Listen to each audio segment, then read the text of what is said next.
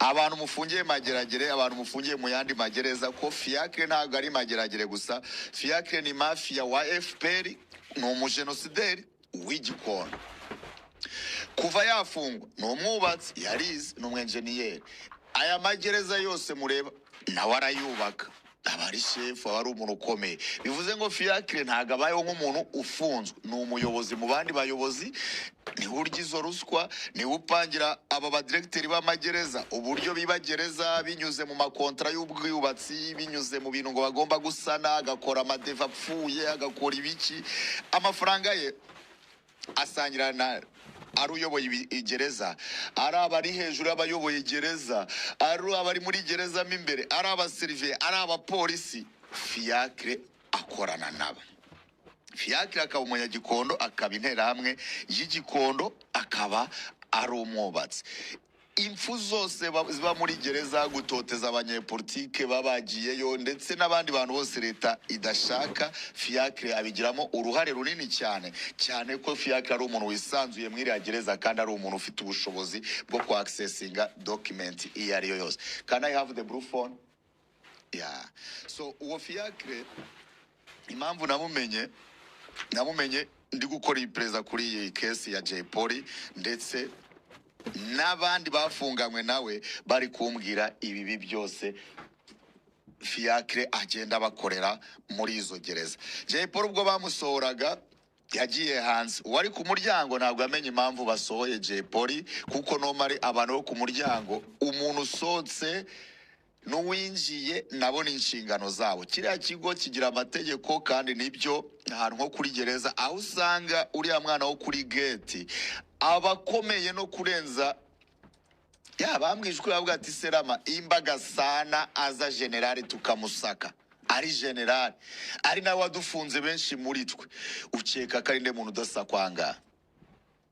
Ndavuga okay, ibyo birumvikana. Ati rero iyo haje akantu katarimo gusaka umuntu, ati tumara kwanza nk'ukwezi kose, iyo bitabaye iryo joro dushobora gutegereza kugeza igihe ikintu kibaye. Iyo ikintu kimaze kuba nibwo twizera tukavuga ati byibura ubu bishizemo, ubu ni ukurindira indi tekinoloji nshyashya bazazana y'undi bashaka kwerimina. Jay Polly yarasohotse avugana nabo, arongera Jay Polly agaruka muri gereza, asubira mu cyumba cye. Jay Polly rero amaze kugaruka, hakurikiyeho uwitwa Karidinali. Karidinali uyu nguyu mbabwira ni nawe ubwe wiciye Jay Polly, niwe wamuhaye uburozi. So Karidinali, nge namenye Karidinali Jay Polly ubwo yatahaga bwa mbere, igihe namukuraga gereza bwa mbere mu cyiciro cya mbere. Mu cyiciro cya mbere Jay Polly yanzaniye igitabo kiriya gereza yose. Jay Polly nk'uko njya mbibabwira, Jay Polly ni umwe mu bashushanyi ba mbere mu Rwanda dufite. Ari mu bantu bashushanyije amapotire atagira n'uyakurikira. Amapotire yose mureba muri Serena ya Gisenyi yashushanyijwe na Jay Polly, namwe ari muri Sena ya Kigali. Jay ibintu byo gushushanya ni ibintu yumva cyane, ku buryo yaragiye afata iriya gereza yose arayishushanyiriza imyobo, ibiki n'abantu, ku buryo njya ndeba igitabo nkavuga runaka ari mwiriya nguni, runaka ari mwiriya nguni. Arayishushanyiriza, ngira ngo hari n'imirongo twakoresheje muri ya ndirimbo twahise dukorana yitwa Coming Home, harimo ngo hagati y'inkuta eshatu. Ziriya nkuta zirashushanyije, ziri muri icyo gitabo mfite. N'indirimbo za Jay n'ibintu byose.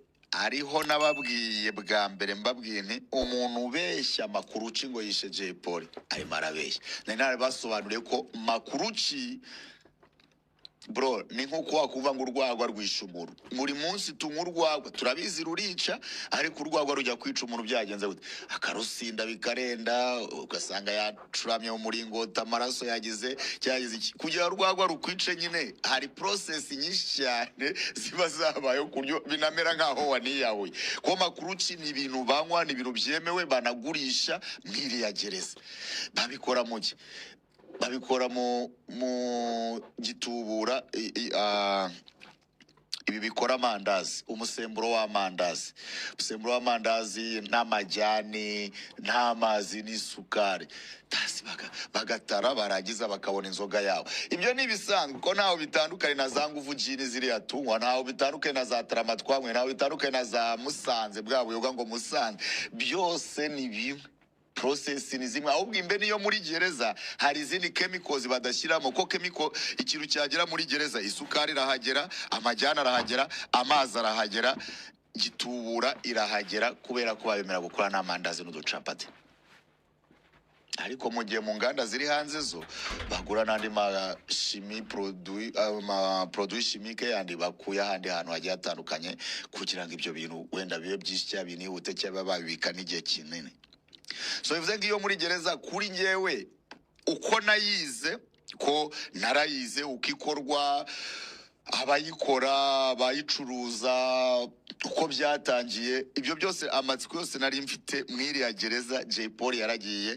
Nta nubwo yashushanyije iriya gereza cyangwa kumwe ibyo bintu by accident, we muri we no kubibona gutya yabipikinga ukuntu akaba bifite umutwe we. Ariko nari namubwiye ko namusuraga kenshi, nabwira Jay, I really wanna know ibintu biberamo hano imbere.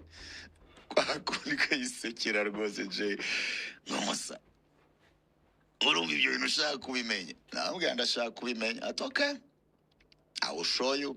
Nuko Jay Polly agiye ankorera igitabo cy'umwihariko, bro, arakinzanira. So muri icyo gitabo rero anyigisha izo za makuru cy'uburyo zikorwa n'ibiki, nibwo twageze kuri uyu mugabo Karidinali. Karidinali ni umugabo upfuye ijisho, uri muri gereza, akaba afungiye ibyaha nawe bya jenoside. Wait.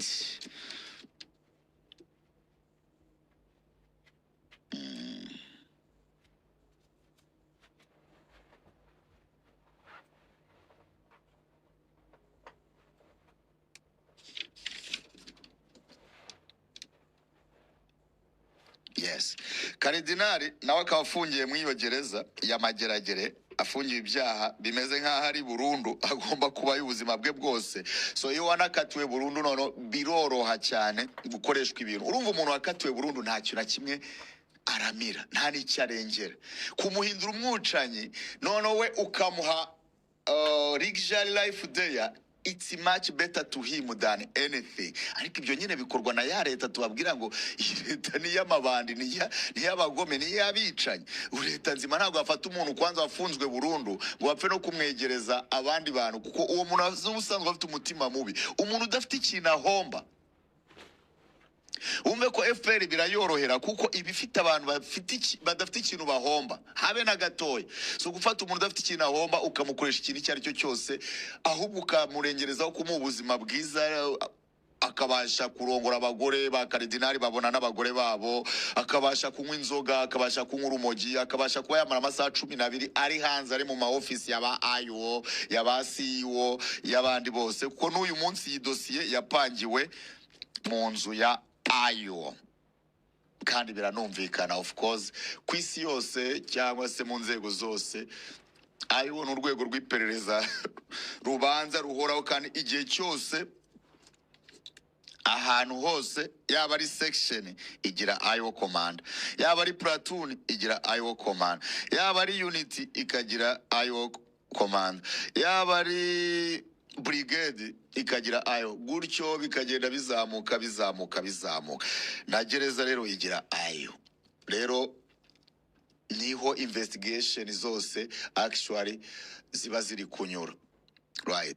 My stream, is everything still okay? I can see something. Is okay? Good. So icyakurikiyeho, Jay Polly amaze kwinjira, Karidinali niwe wasohotse.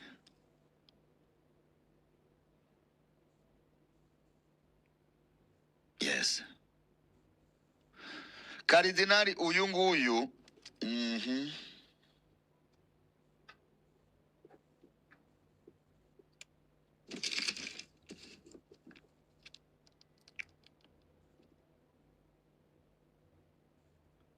munyihanganire ndashaka kubibaha neza kuko iyi dosi irimo amazina harimo Fiacre, harimo Karidinali, harimo Isaac, harimo Ayo, harimo uyu mugore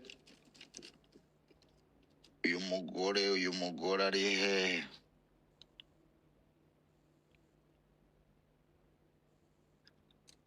Hari na Murenzi, hari umuntu witwa Murenzi nawe mwe mumumbikiye ahantu muragenda mubinyibutsa. Murenzi we afunzwe yararezwe na Human Right, bivuze ngo Murenzi we yari umusirikare wa RDF w'inkotanyi. Muri aya manyanga bakora hari ubwicanyi baje gukora buba ikintu giteye ubwoba ku buryo na Human Right yabibonye ibagendaho. Uko byagenze byarangiye Murenzi uyu nguyu wa RDF imwihakanye nk'umuntu wakoze ibyaha ku giti cye, aza gukatirwa burundu, yoherezwa amageragere. Ariko urumva ibyaha yakoze byari mu nyungu za FPR, ariko akaba afunzwe n'imiryango mpuzamahanga.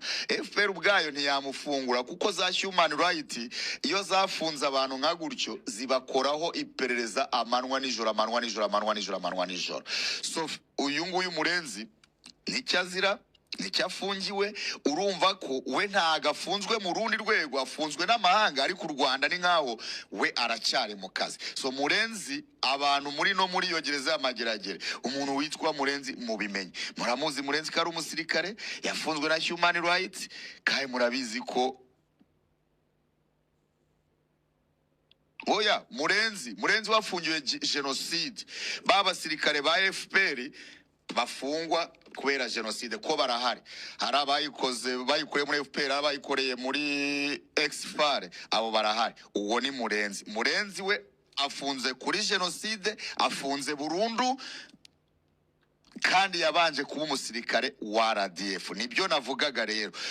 Bo baramubwiye ati Murenzi, ibi byaha birezwe muri Gacaca, ariko uri umusirikare, ugomba gukomeza ukaba umusirikare aho uzajya hose. So Murenzi yaje muri gereza nk'interahamwe ifunze, ariko stili akiri umusirikare wa RDF. Amakuru nanafite nuko abangaba Murenzi baracyahembwa. Hari Murenzi aracyahembwa, hari Isaac ni umugogwe, nawe ni umugogwe. Isaac we ari muri ahubwo bishe abantu muri abantu bakurikiranwe, imanza zakurikiranwe na Human Right. Uwo ni Isaac, nawe arafunzwe, akaba ari umugogwe. Uwo nawe akaba ari umugogwe. Ikintu gitangaje, abantu umukuru w'abacungagereza ni umunyamurenge, uwo ni umugogwe. Bakuru b'imfungwa ni abanyamurenge, ni abagogwe. Ubundi urumva ko umunyarwanda afite chance hehe muri aho hantu? Ntabwo ibyo biba byarabaye par accident. Ko FPR reka avuga ati okay, umunyamurenge ntacyo arengera kuba yakwica abanyarwanda, umunyamasisi w'umugogwe ntacyo arengera kuba yakwica abanyarwanda, umuntu wafunzwe burundu w'interahamwe ntacyo arengera kuba twamuha misiyo zo kwica abantu. Ibyo bintu ni rwo ruhererekane FPR igakora muri iriya gereza, yarangiza ikica abantu uko ibishaka. So uyu Karidinali Jay Polly amaze kugaruka,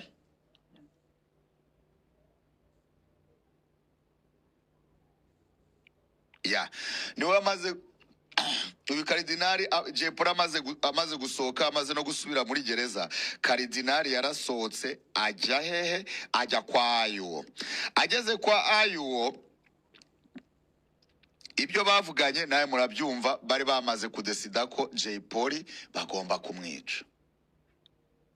Karidinali ari kwa Ayo, agiye kugaruka, yamanukanye agacupa karimo ibintu. Hanyuma mu kumanukana ako gacupa, Ayo ntago yahise agaragara ako kanya, ahubwo Ayo yohereje uwitwa Isaac. Karidinali yageze kuri gate baramuhagarika.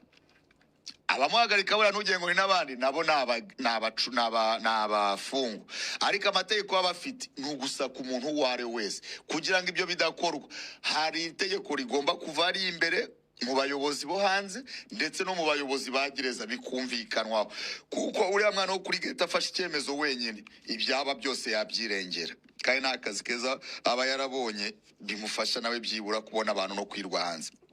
So karidinari agarutse muri gereza, ageze ku muryango, umwana wari uri kuri geti yanze ko yinjira. Arabwira ati ndagusaka. Undi aramubwira ati mvuye kwa Ayuwo, hari ibintu amaye kore ndi bukoreshe rugagiye, kandi nibyo byonyine birimo hano. Undi ati oya, ndagusaka. Karidinari abonye bimeze gutyo, arongera atumaho Ayuwo ati banze ko ninjira mu gipangu. Ayuwo yohereje Isaac. Isaac nawe ni umugogwe. Bohereje Isaac, uwitwa Isaac niwe wategetse ko karidinari yinjira adasatswe.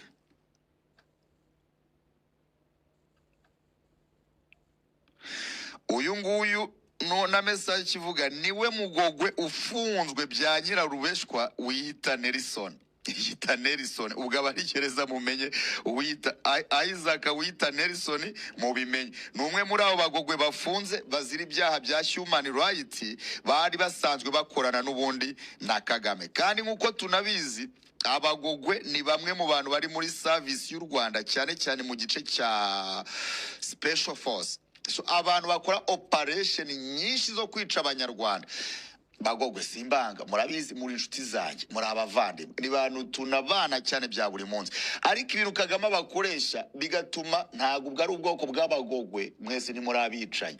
Ariko Kagame kuba profita kuba mutari abanyarwanda ashaka kubagira abanyarwanda ku ngufu, cyangwa se muri abanyarwanda mushaka kuba abanyarwanda, byose bibakoreshamo nk'ikiguzi mugomba gutanga. Muri gutamba ibitambo by'amaraso kuri bene wanyu, ari byo mukora muri M23, mwica bene wanyu, mwiyica ubwanyu, mugatanga n'ibindi bitambo byo kwica abanyarwanda.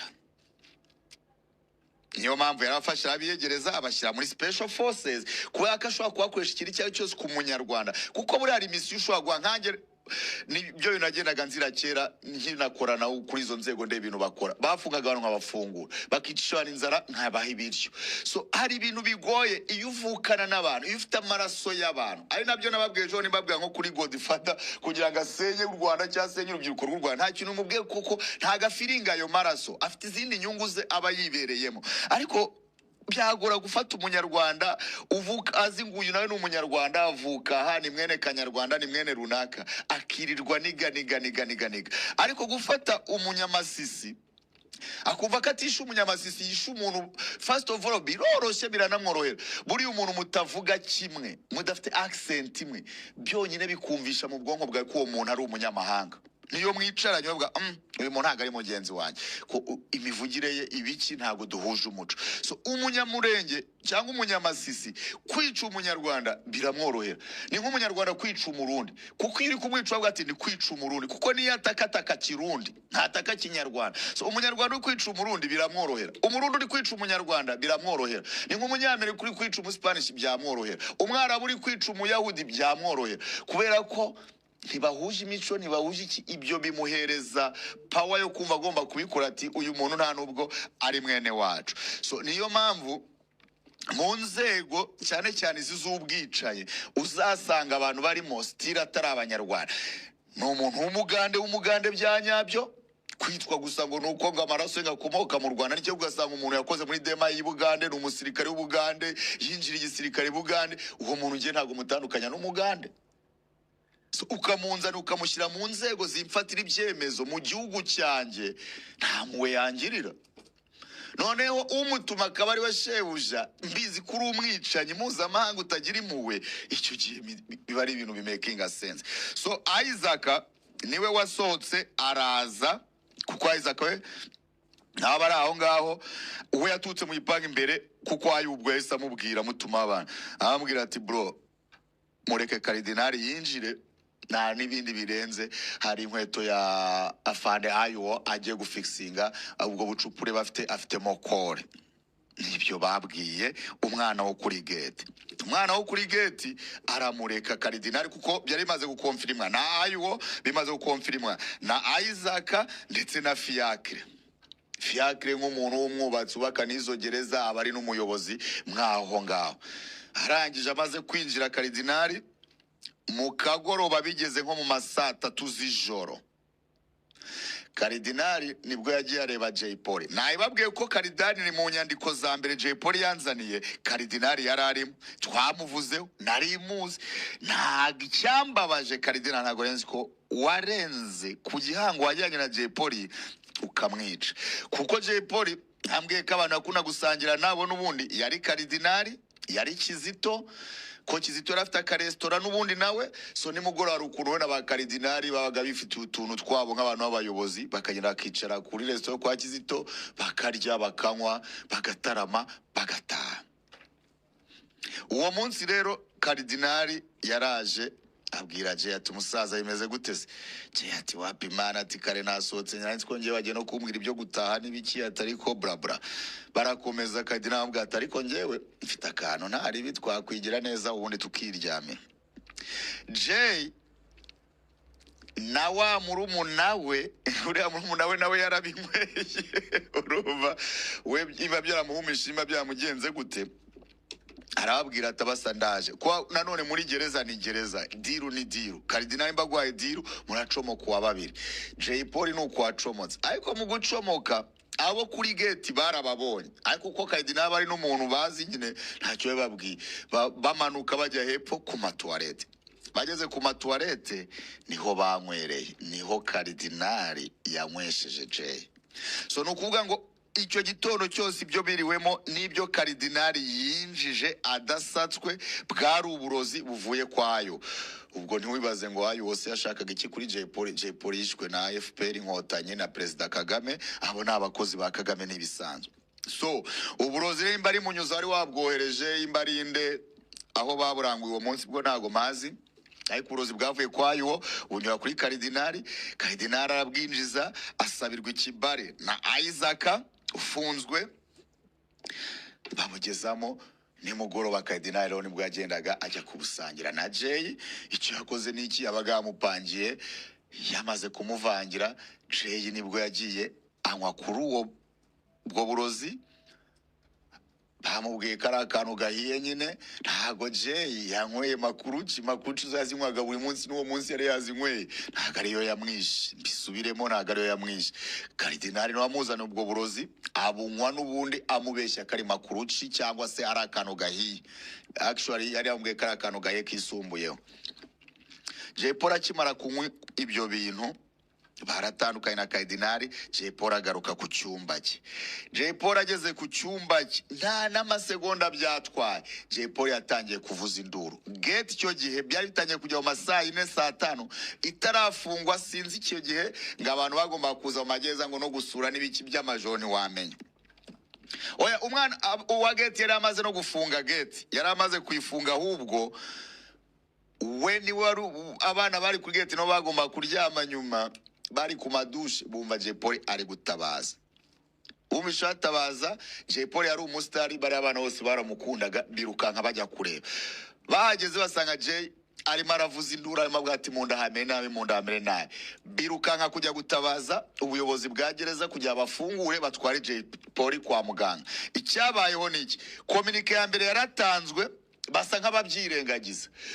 Abandi bafata Jay hari kurira, hari gutakamba mu nda, bakomeza kumwitaho, ibyunzwe birabarenga, banga gufungura gereza.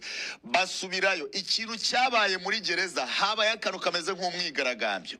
Abafungiyeho bazabibabwira, n'abavuyeho bazabibabwira.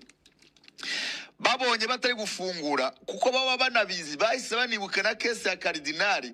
Noneho umwana wapanze n'ibintu bimeze nk'imyigaragambyo, we yari yakurikiranye izo scenario, aravuga Jay baramwica. Nicyo cya kintu cyo kuba nyine kuba umustar, abantu bakakwikunda nta n'ikiguzi ushyizeho. Abana bashatse uburyo bwose Jay yatabarwa, biba ngombwa ko muri gereza b'ikintu kimeze nk'umwigaragambyo no bahonda inzugi cyane, bavuga umuntu arapfuye. Biza kurangira bafunguye. Bamaze gufungura Jay Polly baramusohora. Bamusohoye bamutwaye hehe? Kuri bya kaga clinique kabo. Karaga clinique rero nubundi nimbo bagakontorora binyuze mu uyu mugore yitwa Violette akaba ari we muganga, akaba ari nawe muntu wishe abantu bose mumaze kubona mu gihe cyose yarahari. Sinzi imyaka yamaze, ashobora kurenga n'icumi. Icya mbere cyo Violette afite imbaraga ebyiri hariya kuri biriya bitaro, kuri gereza zirenze ebyiri. Ni umugore usambana n'umugabo wese muri kiriya kigo, guhera kuri abo bayobozi n'ibiki. Ibyo ni ibintu bisanzwe, abantu murabizi, abasekite cyangwa sike cy'abanyeshuri, abantu baba mu kigo kimwe bakora ibintu bimwe, babasheri mu buryo nabwo batazi. Uwo mugore aryamana n'uwo ari we wese, cyane cyane ku bayobozi. Ntabwo ari ukuvuga ngo ni aba baseriviya batoya n'ibiki ibintu nk'ibyo ngibyo. Muri make nawe ni umukuru w'iriya gereza, ariko icyihariye ni uko abikijwe ayo mabanga y'ubwicanyi bukorerwa hariya, kubera ko niwe uroga abantu, niwe ubarogera muri za serumu, niwe ukora fake report zijya mu itangazamakuru, niwe ukora fake report zijya muri forensic, niwe ukora fake report ku bagadogiteri bazavura abo bantu. Samutayimu ugasanga ibyo babavura ubwo bari kubica birenzeho bitewe n'ibyo muganga wa mbere yanditse. Ibyo bintu byose, akagambane k'abantu bapfa, ndetse n'abantu mwiyemeje guhagarika no guhagarika ababicanyi. Uwitwa Violette ngo ni muganga wa Mageragere, ahari muri karitsiye, ahanywera, aharira, ahasambanira, ahabitsa. Mumumenye mutangira munsi ku munsi, aho mubonye mumubwira ati imba uri muri banke wibuke ko Jay Polly yasize abana babiri, waboherezaho. Numubona ari mu byishimo, mubwira ati wibuke ko Karasira afite umwana murumuna we wishwe n'irungu, nawe mwibuke kuko ni wowe mwicanyi. So Violette afite amaraso ya Jay Polly, afite amaraso ya Karasira, afite amaraso ya Kizito, afite amaraso y'abafungwa bose bishwe mu buryo bw'amaherere kwiriya gereza. Uwo ni Violette bafatanya gukora ibyo bintu. So nicyo cyabaye, bamuzamura kwa Violette Jay Polly, bamugejeje kwa Violette. Uwitwa Isaac yagiyeyo, uwitwa Kaidinari yagiyeyo, uwitwa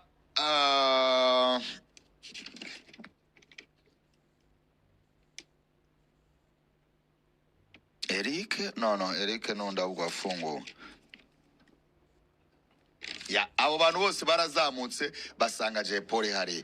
Icyabaye ni iki rero? Jay Polly ageze muri karaga clinique, bo bari bazi ibyo bakoze. Umuntu wamaze kunywa acide, wamaze kunywa uburozi, umuganga uwo ari wese yabibona. Ahubwo icyo Violette yakoze, yateye ibyari bisigaye, kuko bo bari bazi ko bitarera no kumuzana no mu bitaro. Bari bazi ko bimukubita baterura mayiti. Amubonye aho ngaho, Violette amwongerera ibindi muri serumu. Yabanje amutera serumu. Jay Polly asa nk'uri kugira abantu babona ko nyine kwiheba birangiye, n'icyo avuga ati buriya ni mu nda hari hanze n'ibiki. Mu gihe bagitanga agahenge, Violette yongeyemo ibindi. Jay Polly mu minota nka 50 bamugaruyemo imbere muri gereza. Jay Polly araza, ageze muri gereza asubira mu cyumba cye. Nyuma y'indi minota nka 10 n'ingahe, Jay Polly induru yari iri ku munwa. Barongera barwana nuko bafungura gate. Nabyo byatwaye nk'indi saha kugira ngo bongere bafungure gate.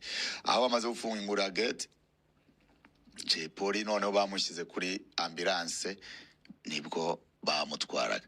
Iyo filimi yose yarangiriye aho ngaho. Bwakeye umuryango ugomba kujya gufata mayiti. Bibabaje cyane kuko abo bana bose bamwitagaho, benshi baracyafunze stili, hari n'abatashye. Ntago ariyo nkuru bashaka kwakira, sinako babibonaga, cyane ko batumvaga n'impamvu Jay Polly ashobora kwicwa muri ubwo buryo kandi babona nta kibazo afite. So iyo scenario yabirangiye, ikozwe na Karidinari wamumwesheje ubwo burozi. Nibwo byarangiye Jay Polly bamujyanye, bavuga ko yapfuye. Ikindi cyaje gukomeza aho cyo narakivuzeho, nuko abantu bose bagiye kumureba hariya Jay Polly yari ari ku Muhima, nta n'umwe wamubonye. N'amagambo babwiye ntayabasubiriyemo. Waragiraga bakaguhagarika baza, wowe uruwa Jay Polly n'ibiki, mumuzana ibyo kwa. Ibyo bintu byarabaye. Abagiyeyo kwa kundi mutwara n'ibyo mushobora kwambika umubiri umuntu wanyu, barabibatse. Jay Polly yambitswe na CID, aherekezwa na CID, ashingurwa na CID. inabyuka ikora operation zo kumanura amafoto ye ahantu hose, yaba ari mu gihugu, yaba ari mu biro by'abantu, yaba ari ku muhanda, yaba ari ku mamoto, ku matagisi y'abantu. Ibyo murabizi ko hari n'abihaye initiative kubera urukundo bakundaga umuhanzi wabo, bakabyuka bashushanya amafoto ibiki kubibambasa ahantu hagiye hatandukanye, ariko leta yabikuyeho. Ese ko ibyaba Kanyombya bikiriho, n'ibyaba Giti mu jisho n'abandi, kuki bya Jay Polly byo byari gukurwaho? Haba hari impamvu. Abantu ntabwo bazi kwishira. So Jay Polly nuko byagenze. Njyewe bwa mbere mba confirmira story yo kwicwa kwa Jay Polly, nababwiye hari ikintu kimwe mba nkeneye kumenya, imba umuntu yaguye mu maboko ya leta ariko agashyingurwa na leta, kandi umuryango uhari, umuntu umubiri utagaragaye, umuryango utawugeje umubiri we cyangwa ngo usengere, iyo ni confirmation ko umuntu yapfuye. Ariko process abantu bazibeshyagaho bagatekereza ko wenda koko Jay Polly yaba yanyweye ku bintu bikaze bikajya byamugiraho ingaruka, wenda bikaba intandaro yo gupfa. Oya, ibyo byose agacupa n'umuti wamwishe wavuye mu ofisi ya IO, uzanwa na Karidinali. Isaac amusabira kwinjira. Karidinali nimugoroba yicaza Jay Polly, amuha icyo kunywa. Urugendo rw'urupfu rwa Jay Polly ruratangira. So Karidinali wenyine ubwe niwe witangiye uburozi. IO ubwe niwe wabwinjije mu kigo cy'amageragere. Hanyuma itegeko ryavuye muri FPR. Itegeko ni ry'umuyobozi uwo ari wese mu Rwanda afite amaraso mu biganza ya Jay Polly. Ndanamoneraho kubabwira ngo Jay Polly yasize abana b'abakobwa babiri, muke mubitaho muzabibuke, ariko ntimuzabice nk'uko mwakoze papa we. So urwo ruhererekane rw'aba bantu n'ubwo bwicanyi bw'abantu n'uburyo babikora, oh yeah, nibagiwe uwitwa Jado nawe ni RP hariya kuri gereza y'amageragere. Jado nawe mumumenye, ubu uri umufungwa, ubu usura abantu mageragere, uwitwa Jado nawe umumenye. Hakaba Gasana niwe Sharwa, nawe mumumenye. Gasana we ngiye kumugarukaho, we ahura cyane na dosiye ya Karasira.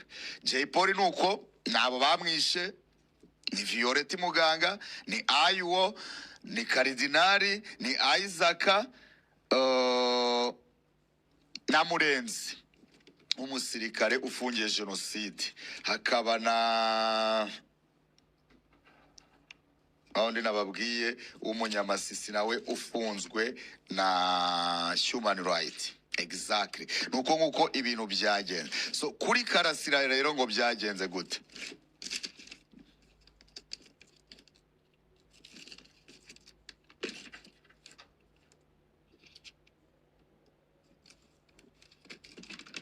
Anyway, ikindi nabibutsa nuko Jay Polly wenda yarafungiye umudugudu w'Intwari. Abamwitagaho n'abamukurikiranye n'abamenye ibyo byose bamukoreye abenshi nawo umudugudu w'Inyange.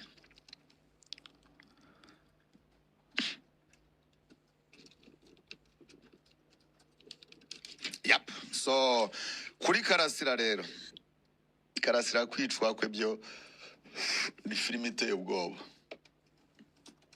Abantu bashobora kwibaza kuntu byagenze, benshi bavuga bigiye bitandukanye, ariko amakuru ni Karasira yagomba gutaha abandi bose nkuko babyemeye, nkuko amategeko abigena. Karasira yabyutse mu gitondo ari hanze, ari free, impapuro ziri gukorwa, inyinshi zanakozwe anazifite. Karasira abantu bagiye hariya n'uriya munsi abenshi baramubonye ko Karasira yarari aho ngaho. Ahubwo abantu bakibaza ni iki cyahinduye igitekerezo cyo kugira ngo Karasira birangire bamwishe. Arabavuga ngo za YouTube channel ngo bamushyize ngo kwa IO, ngo yanga gutanga ngo password n'ibiki. Nanjye ako karone nakumvishe, ndashimira n'abasanganye to bakomeje kugenda bashaka amakuru. Ariko kuri nuko mu byukuri imba koko bakeneye password ze ama Facebook ye ibiki cyangwa amafaranga yafite ku makonti n'ibiki, ntago ari no byagomba kurindira umunsi wo gusohoka ngo ambwe ngo Karasira ngo yadusigira amafaranga yadusigira ama password. No, inkotanyi ntago zigira isoni nta nicyo zitinya. Imbi byo zari bikiri n'undi zagomba kwa zarabikiri yarinze akajya gutaha ibintu byose bararangizanyije. Uriya munsi wari umunsi wa Karasira wo gutaha. Ibyo bumvaga we bakeneye bari barabirangije, ariko itegeko ryaje rya nyuma ribabwira ngo Karasira ntazaceceka, you better finish him, ryaje kuri uwo munota wanyu. Bigenda gute rero? Ikindi mujye mumenya ko buriya inkotanyi zose ni nka za M23. Kagame nk'iyo ari mu ndege ndafite network, usibye ko nka perezida adapfa kubona network, ariko iyo ari biza ashobora kuba no muri meeting. Hari ibintu ushobora gukira cyangwa ugapfa. Kagame ashobora kuba yari yateganyije kwica mu myaka 5, abajinga kuri Kristo yo gupfa akakwica uwo munsi, yava mu nama ngo ayayaya ko mwamwishe kwereka twagomba gukora ibi n'ibi. So na Karasira Kagame ashobora kuba yari mu ndege cyangwa yari bize cyangwa yari mu kinya. Murabizi ko hari jya amara iminsi 3 bamushiririje bari kumuvoma zira kanseri ziwe zamusajije. Hari igihe burajya amara nk'iminsi 3 atari kuri iyi si. Hari handi uzajya usanga byacitse umugore ari gutukana na minisitiri uriya Kagame aba yageze muri koma.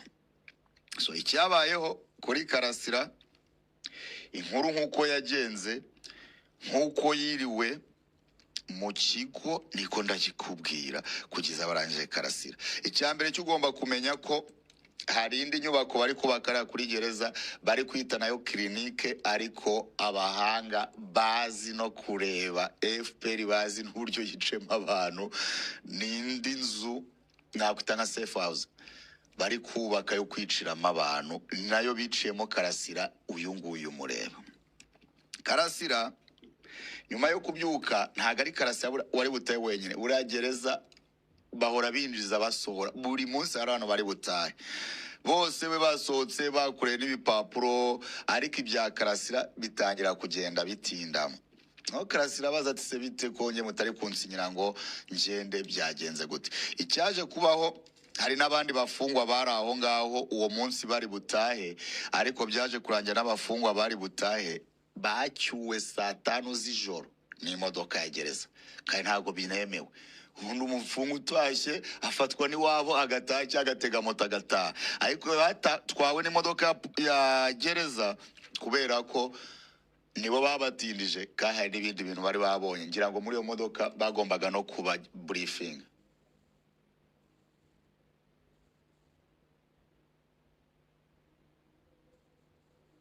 Yeah, Sheila, when you try to come in, I will see you. I will see, don't see you. Yeah. When you come in, you just let me know. So, icyabaye Karasira ari muri icyo kigo n'abandi bantu bose bagomba gutaha bakomeje kumurindagiza. Mu kumurindagiza hari ibintu byinshi bakeneye, harimo iby'umwavoka we, harimo n'ibyemezo by'abayobozi bakuru kugira ngo barebe ko nyine basoza dosiye ya Karasira gataha.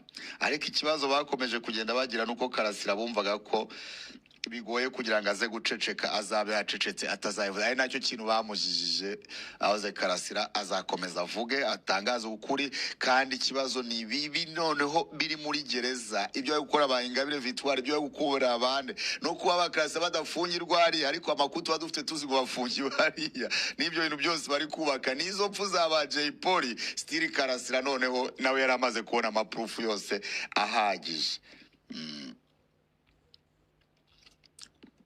So icyabaye mu masaha yo mu masaa 5 masaa 8,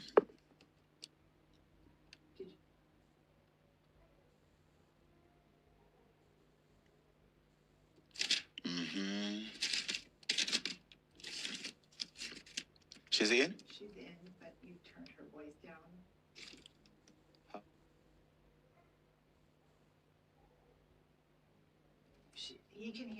She can hear you, but her voice isn't coming up on it. Yeah, cause I can see her. She might have muted herself on you.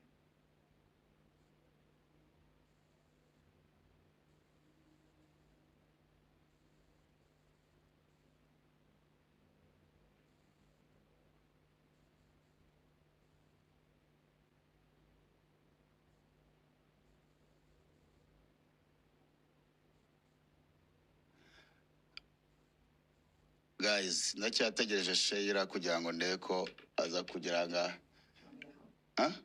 you want me to help? You want me to help you out? Oh yeah, you can help me Rowe. Okay. Guys, mwihangane gato yambaye nzamure Sheila. Ifed. Hello.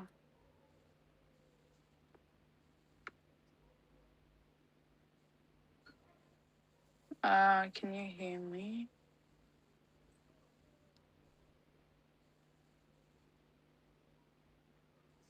Bueno, a ver. Hello, hello, hello, hello, hello. Hurry up, hurry up, hurry up. Can you hear me? Kuri YouTube ndabona nshobora kuba nagarutse. Hello, hello, hello, hello, hello, hello. Hurry up, hurry up, hurry up. Oh my God. Can you hear me? Yanagarutse kuri YouTube ndumva ndi kwiyumva sinzi ndi kwiyumva kuri YouTube abantu bari bambuze ndabasuhuje Rama nizere ko yambu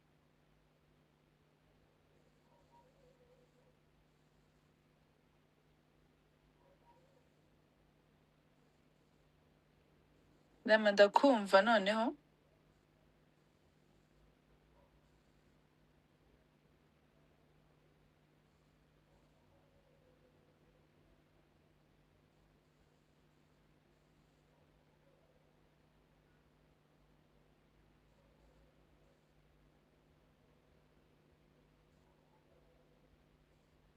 Komeza sho kujya Sheila nimwumva ndaza kumwumva ninamwumva. Ndaza gutangira na show ya kabiri nawe ariko ndangize iki kintu cya Karasira. Sheila uri muranyumva?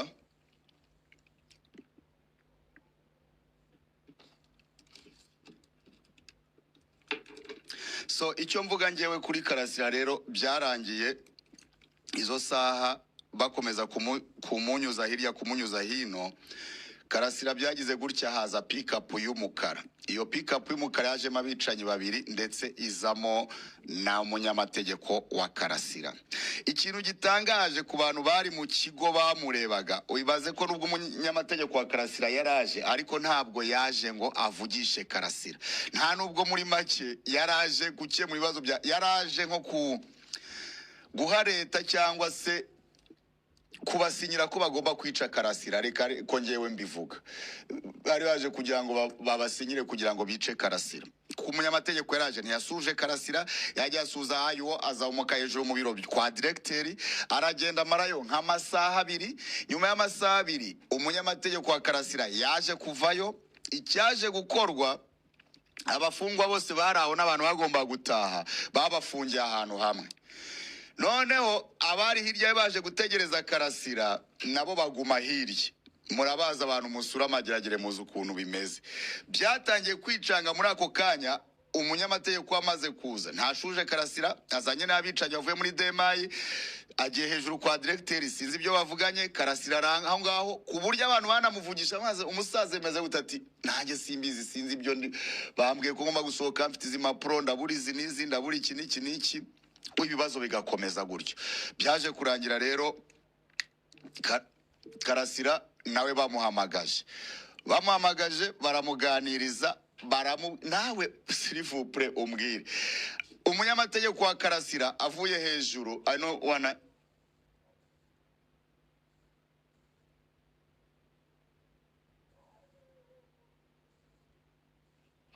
yeah.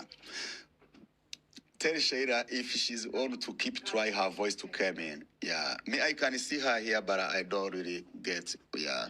So, icyakurikiyeho Karasira avuye mu biro aho ngaho nako umunyamategeko amaze kuva mu biro kwa diregiteri, icyakurikiyeho ayuwo yaramanutse aragenda yinjira mu cyumba cya Karasira, aho Karasira yari afungiye, areba ibintu bye. Karasira yari umuntu wari ufite ibintu byinshi, yari afite ibikoresho byinshi cyane. Arangije amaze kubibona, araza ahamagaza Karasira. Karasira amuhamagaye mu ofisi, baramubwira ati musaza uratashye noneho finally bane, ariko ikintu nagusaba ni kimwe, umusize ibintu byinshi cyane mu cyumba cyawe. Ati se nta kuntu wagabanyamo biriya bintu? Ati dufite indi mfungwa ya politike igomba kujya mu cyumba cyawe. Ko murabizi ntago imfungwa za politike buriya ziba zifungiye. Iyo bavuze iza politike niyi, ntuvuge iyo kwa Byebari, izo bazifungira hari politike ni ya Kagame gusa. Fa kuba wanga FPR. Abantu nk'abacyuma, abantu nka wa mugabo w'umuyisilamu imbarinde, ntago babafungira hari, bafungirwa ahantu habi, bakorerwa torutire amanwa nijoro. Bamaze kumubwira ibyo ngibyo, icyabayeho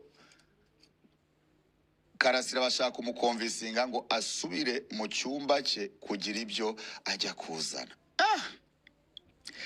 Barashidi, yes. Karasira agira ubwoba. Ariko ikindi cya kabiri, nabo ubwabo ntago bashaka ko Karasira agenda ngo yinjiremo imbere agere aho barashidi bari.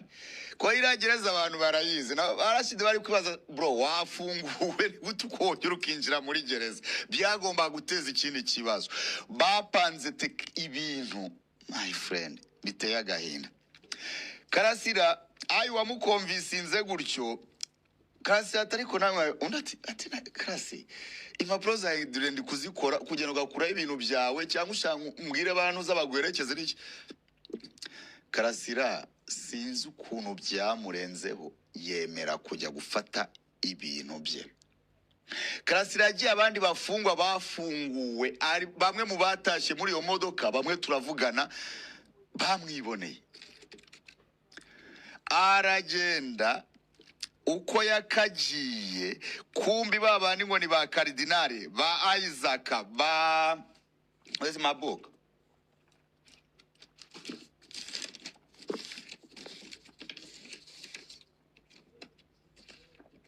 Kamabwira amazina y'abantu bamusanzemo hariya mwiriya nzu nabo tubamenye.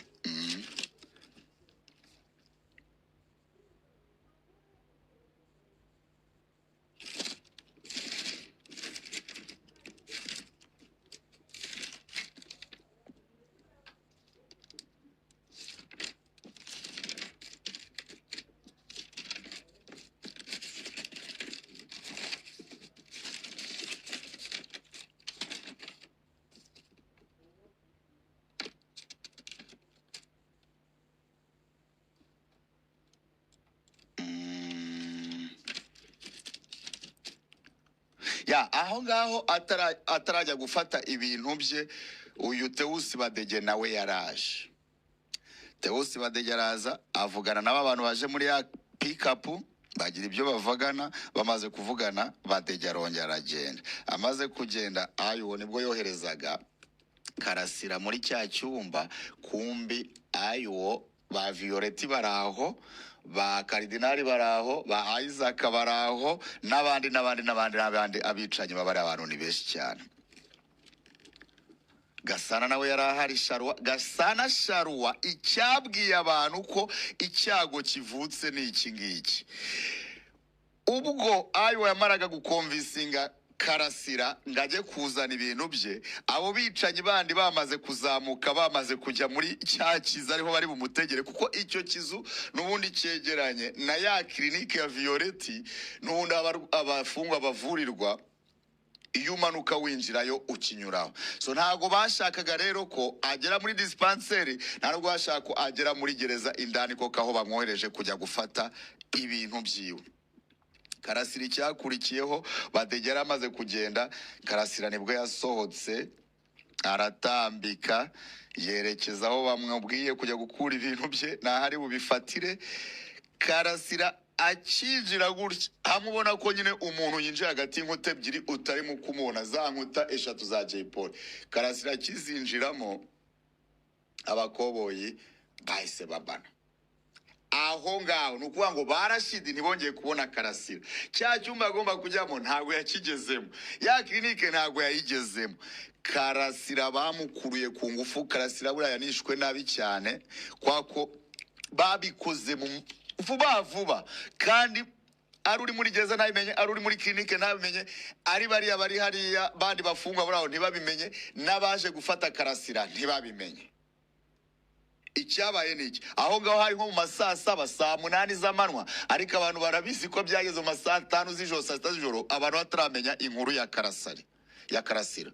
Icyabayeho ayo masaha uriya ayo maze kumuvuga Sharwa, aho Sharwa Gasana. Urumva Sharwa niwe ushinzwe transport n'ibiki ibintu nk'ibyo ngibyo. Uko Karasira yakagiye ataranagerayo, Gasana yakoze ubugoryi. Ndagira ngo umenye Sharwa waho mu Gasana n'ahataha n'ababyara n'uwamuhaye akazi mumenye.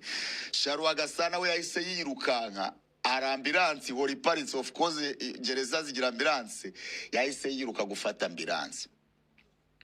Ababimbwiraga bahagaze aho mu kigo babireba, barebye iyo game y'ukuntu Karasira agiye gufata ibintu n'ukuntu Gasana aje yirukanka ayo ajya amene Sharwa ajya kuzana ambiranse, bahita babihuza bavuga ibintu birimo ikibazo. Uko byagenze baragenda babona ambiranse iragiye imanutse handi Karasira yarari. Bahise bakubitamo Karasira, imba baramwiciye bwanyuma muri ambiranse. Imba byaragenze gute? Abandi bo icyo babonye na ambiranse yasohotse igendera. Abantu bari kwigeza bavuga ati karabaye bimubayeho, ariko ntago bamenye ko ari Karasira ako kanya. Nanone babonye Karasira amanuka bavuga ati nyine aracyari hano kuri gereza, we ndarafunze niki. Bagize ngo n'undi muntu mushyashya. Karasira bibaye aho, abaje kumutegeza baracyari hariya, barategereje. Noneho mbere banamubonaga agenda agaruka, bwa nyuma agenda ntago bamubonye. Icyo babonye na ambiranse isohoka, ariko ambiranse ntago bamenye umurwayi urimo. Icyakurikiyeho nuko amasaha ya visite no gufata umuntu yarangiye, basohora abantu bose kuri gereza bavuga ati mutahe. Arangije mu kugenda bigeze mu masaa 5, abafungwa bagomba gutaha uwo munsi bacyuwe saa 5 z'ijoro. Nibwo babafashe babashyira muri ya modoka ya gereza, barabacyura bagenda badropinga umwe kundi. Uko byanye. Can you see everything cool? Everything, yeah. YouTube's good. X is good. She's still trying to come in? She just didn't want to interrupt you. I can't hear her, so you'll have to put her audio back on. Our audio? Yeah. Yes, I put our audio. Okay. So, Mama, can you hear me? yeah, I can hear you. Wari You wonder- wamanuye Eh? wari wamanuye kuri audio, wari wamanuye ukajya umbwira ngo ninjire kandi wowe wari wamanuye. Nakuririye. Ariko ntabwo nanga kuinterruptinga kandi uri kunoza. Nagaga kukuvangira kandi uri ku nkuru iri interesting. Nakumvaga Yeah. kuko Oh, ntari wowe abakurikira urabikurikira. nkangana mfite uko mvuga, ariko nagukurikiraga biteye ubwoba muri commentaire. None abantu bari kureactinga, bari kuvuga ngo hari umuntu uri kuvuga ngo tuzahorere Karasira, ariko nibagera ko kumuhorera kwiza ni ukutaguma ducecetse. Ni ukutaguma ducecetse Ariko rwose. Nari ni ku munota wa nyuma y'uburyo bamurangije. Ambulance imusohora. Yeah.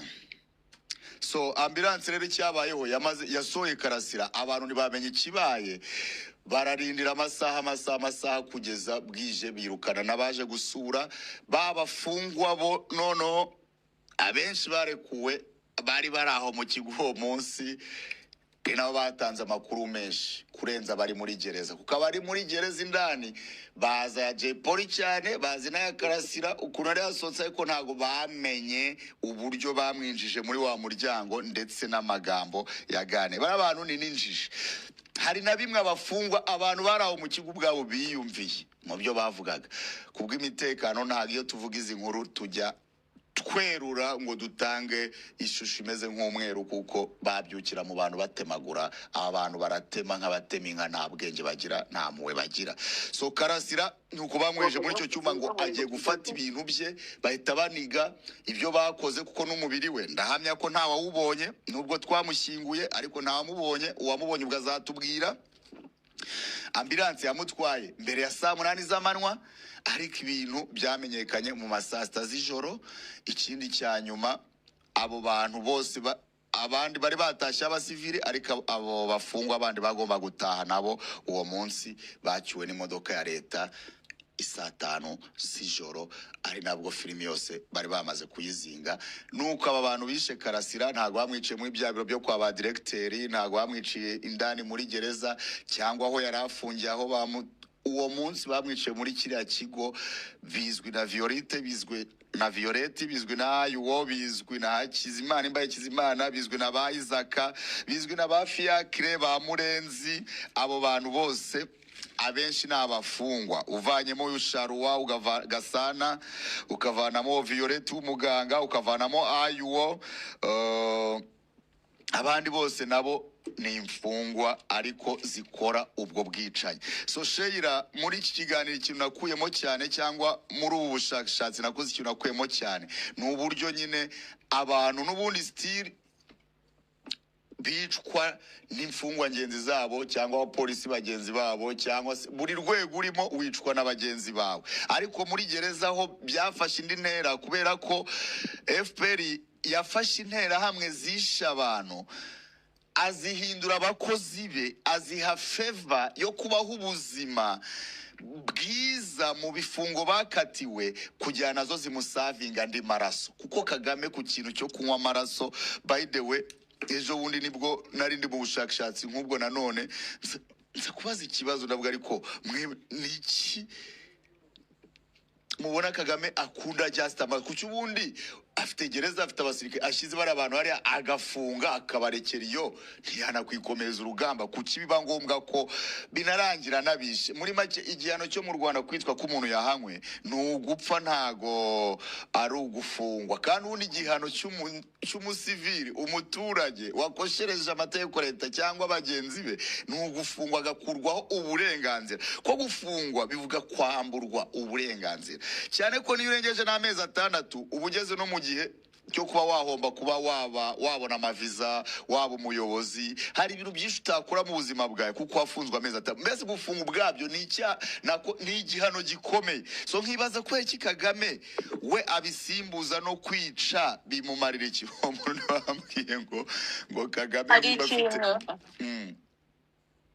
ari umuntu witwa Mukashema wa muntu wa mu mama nawe ejo yitabye Imana mu minsi yashize Imana iruruko ridashira yaravuga muri cyagiye nyine atanga ubuhamya bw'ukuntu bayibingira bishe abasenyeri bigakurazo bakabicana n'umwana w'isheja yaravuze ngo yashakaga kuzavuga witwa Sheja yaravuga ngo ndashaka kuzavuga aya mateka kugira ngo isi yose izamenye ko aba bantu izi nkotanyi zica n'umwana w'imyaka 8 uzamuye amaboko abatakira ngo ni mumbabarire ariko bakarenga bakamwica rero nibyo byibi bya Karasira nyine isi yose izamenye ko bica umuntu nka Karasira umuntu udafite imbunda umuntu udafite umubyeyi umuntu udafite connection umuntu udafite umuntu umuburanira umuntu udafite kirengera urangije ibihano bye bita umurwayi wo mu mutwe ugiye kwitahira gusa bakamukururana bakamwica abatakira ati mwanditse nkatake mumaze kumfunga imyaka 5 y'ubusa mwetse nkataha nibyo ngibyo nyine kandi urumva umuntu wa mbere wabivuze ibyo bintu byabaye muri 95 94 none ubu turi muri 2026 nyine wakumva ikintu cyose ibyo bintu byabayemo so ntabwo rero ibintu tugomba kubiceceka nuko umugambanira kuko ibaza nka nkuriye Karasira yaravuze baramwica Mukashema yishwe yarapfuye yaje kwicwa hari n'uburwayi ariko yari yaravuze story y'ibyamubayeho y'umwana uravuga ati twarapfuye, narapfushije nicirwa n'inkotanyi kandi ndi umututsi, kandi no mu basenyeri bapfuye i Gakurazo bishwe harimo abenshi bari abatutsi.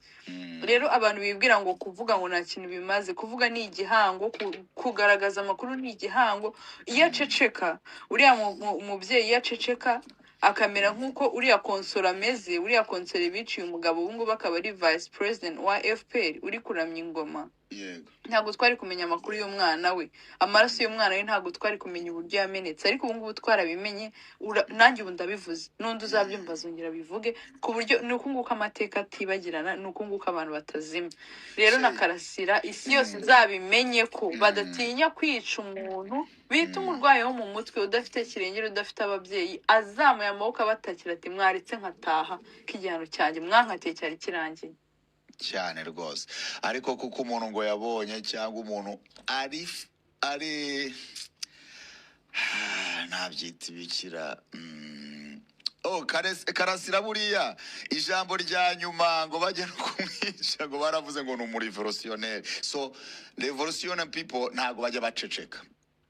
Obviously niyo waba ufunze still urarwana, niyo waba uri kwicwa still urarwana, which is okay. Ahubwo ikibazo wicira iki aba revolutionnaire? Ko ni uburenganzira bwabo. Revolution iremewe. Ko revolution ishingira mu kutemera ibyo umuntu akorerwa. Nuko ari abanyagitugu, nuko ari abadictateur, nuko ari ibisambo, nuko bari weak ku buryo batinya debate. Kuko Karasira nta mbunda yari afite. Ibintu Kagame yirwa yivugisha ngo muzaze ngo muturasira ngo ndaribwa.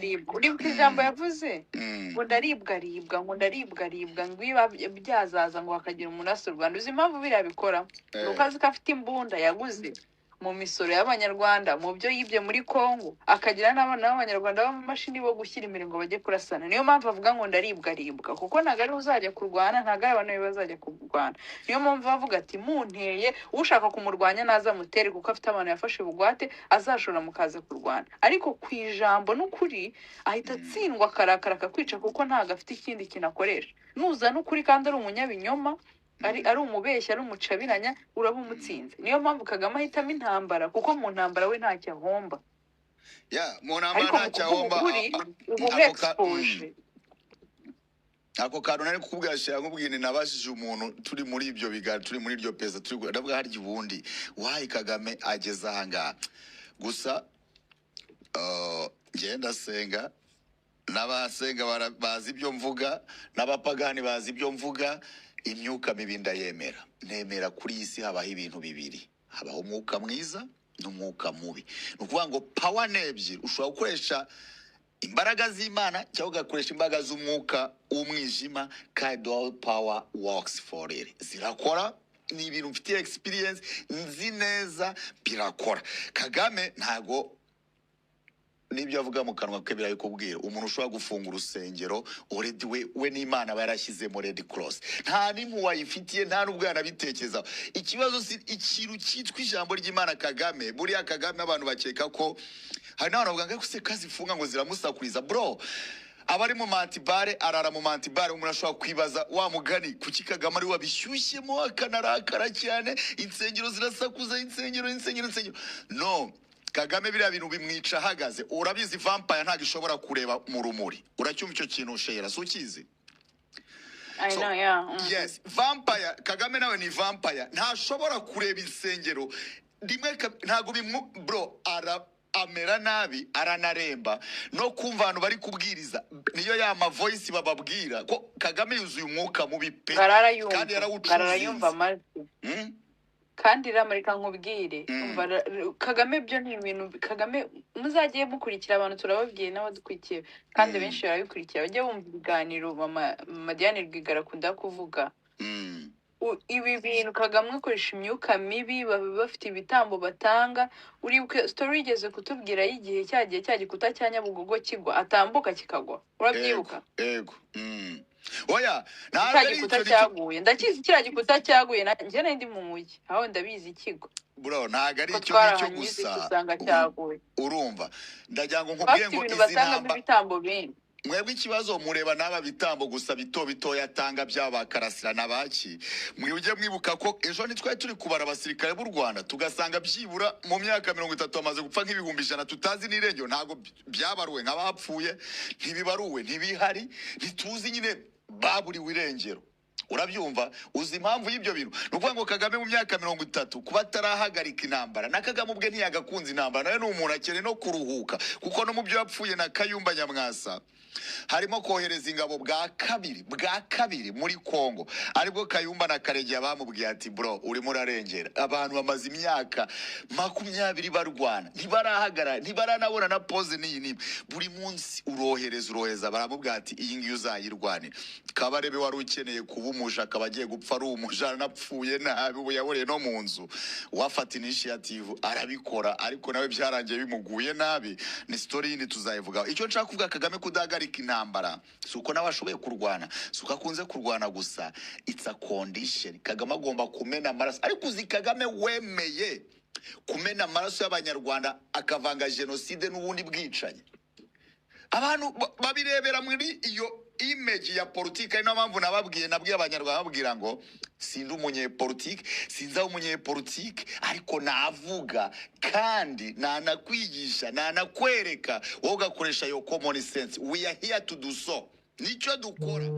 So wibinyuza muri politike mushaka kugira iki amashitana bawe kuba twayoborwa n'umuntu ujya mu myuka mibi ni ibintu biri simple kuba kandi proof akazitangira atari bad uzitanze nakubwiye ngo imba umuntu nta politiki ibaho kwisi kuko ni na Kagame wenyine wabikoze.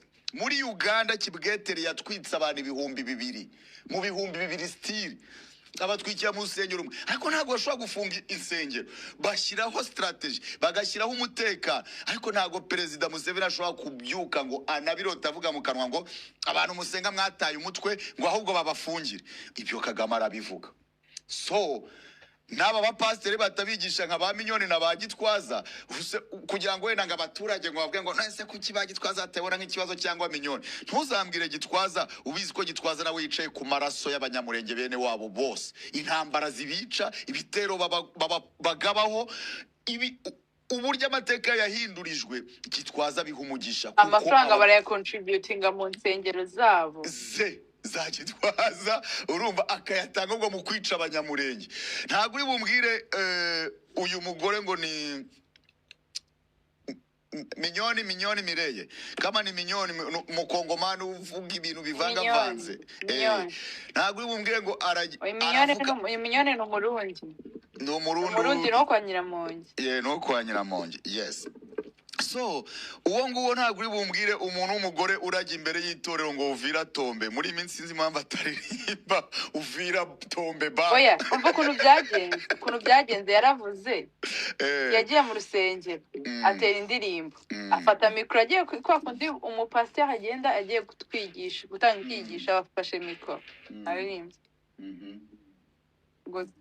ngo turaje n'abana b'ibisage turaje nanzi kazi byahise ya ndirimbo inkotanyi zaririmbaga zitera arangiza baravuze abahise avuga ngo kuko abapasiteri bita ku marango bwite ahita babwira ngo twaraje cyangwa ntabwo twaje abantu bose batakoma amashyi ngo twaraje bakoma amashyi ko n'arasengero bw'abantu benshi abasengero n'abantu bavuye hanze ngo twaraje ariko kwibaza ibyo bintu ari kuvuga ngo baraje baje bakora iki azi ko ibyo bintu byaguyemo imbaga y'abantu udashobora kubara ngo baraje iyo ndirimbo ukayitera mu rusengero wirata ngo twaraje cyangwa ntabwo twaje ndetse uri umupasiteri wandi uri umupasiteri se wabaje abo wasanze bo ntabwo uri umupasiteri wabo ibyo azayibona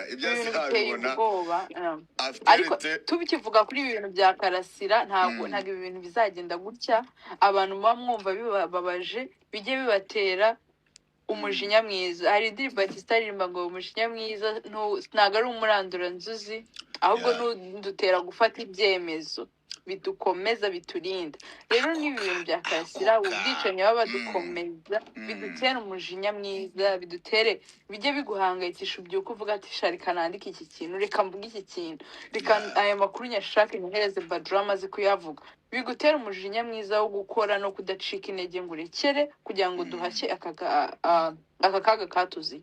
Ariko mu bintu byose wavuze sinzi nimba hari aho nshobora kuba nabimisinze ku bugambanyi muri rusange, ubugambanyi bw'abavoka bo mu Rwanda ndetse n'uburyo abantu imanza zitandukana iyo ari urubanza rwa FPR. ngo ngenda kumva gusa kuko niho naringeze urupfu rwa Jay Polly n'abamwishe mwene nakubwiye ko dukeneye amazina kujya zaramba turi kurwana abantu bamenye ninde tujya gushaka. Ni Violette wica abantu, iyo ndaya tuyishake.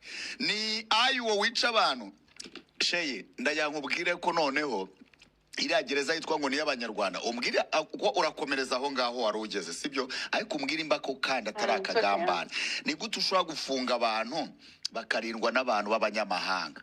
U Rwanda ari rwo rumaze igihe rurimba ngo abacancu bro, bari abantu barinzwe n'abanyamurenge, abanyamasisi, abagande. Nta munyarwanda n'umwe urinda hariya. Ubwo iyo mvuze urinda Abanyarwanda uragira ngo barinde bene wabo, uragira ngo barinde bene wabo, barinde ababyeyi babo bafungiyemo hariya, maze bajye babagirira favor bareke kubatortira. Thank you. Iki kintu tukivuga abantu bamenye kuri inzego z'u Rwanda zipanze, ntibakajya babona gusa umunyamurenge, umunyamasisi, umugande, umusudani, kugeza naho dufite abambasaderi bameze ngo ni Abadage. Abantu bakaberwa impamvu Kagame akora ibyo bintu. Bari abantu ntibaturusha ubwenge.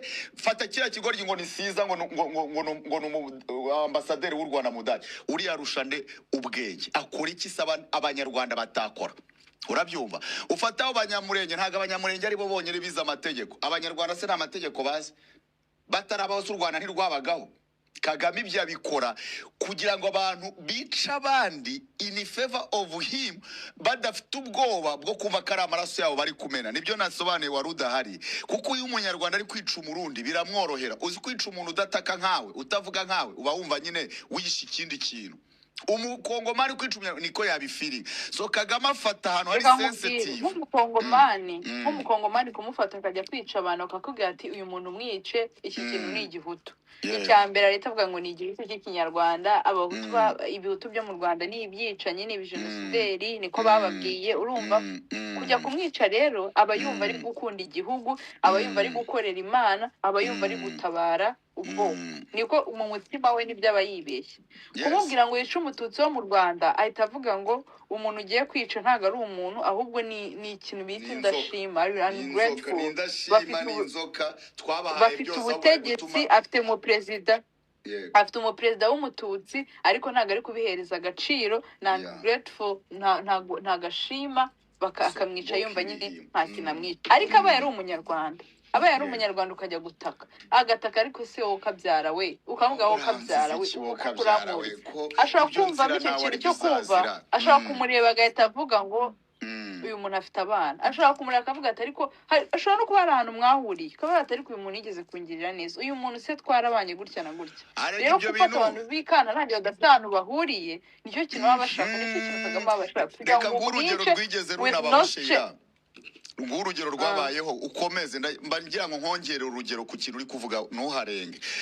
Urugero byagiye bimubaho Kagame abo yohereje kwica Rutabana, kuko bari bamaze imyaka basangira, bari ku rugamba rumwe bagendana, bamugezaho ubwo barakomezanya. Urabyibuka ibyo bintu? Rutabana yarabiririmbye ngo Murera nk'ubwiza ukuri.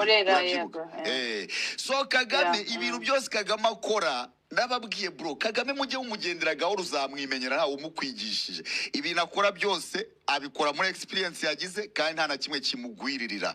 Icyo gihe isabona ko umuntu wese wo mu nkotanyi ashaka kwica umunyarwanda agomba kujya akoresha umunyamahanga yahinduye umunyarwanda. Nibwo Kagame yirukanse ku Bagogwe, avana abagande muri systeme zo kwica, ashyiramo Abagogwe, abari n'abagira abarinzi. None uwashatse wese ahita avuga ati genda unyicuruye. Umugogwe kugenda akagera kuri Rutabana, yagirira Rutabana izihemuwe umunyakibuye. Bahuriye hehe? Baziranye hehe? Bitekereze byonyine accent ntizisa. Uriya kivuga umva ko ari umugogwe, uyavuga ukumva ko ari umunyarwanda. Ibyo bintu Kagame yabikoza bishaka. Noneho nanabonereho n'Abanyarwanda mbabwire ngo kubona amasura y'ibikara n'ibiki ngo muri polisi mukishima ngo noneho hari abanyarwanda bajya babikinisha ahubwo bakumva ko ngo bariye ubwenge abagogwe ngo siko ngo bafashe ngo bya byana by'ibigogwe byose ngo nazampunzi z'Masisi naye ngo nibyo bahinduye abasirikare ngo twebwe wigudu ngo reka aribo bazajya bapfa. Ariko Kagame nta nubwo abahinduye abasirikare akeneye ko bajya kumurwanirira kuko n'undi bo ntago ari nabo yohereza mu rugamba, abagumisha muri izo yohereza y'abanyarwanda babangiye kuri za transit center.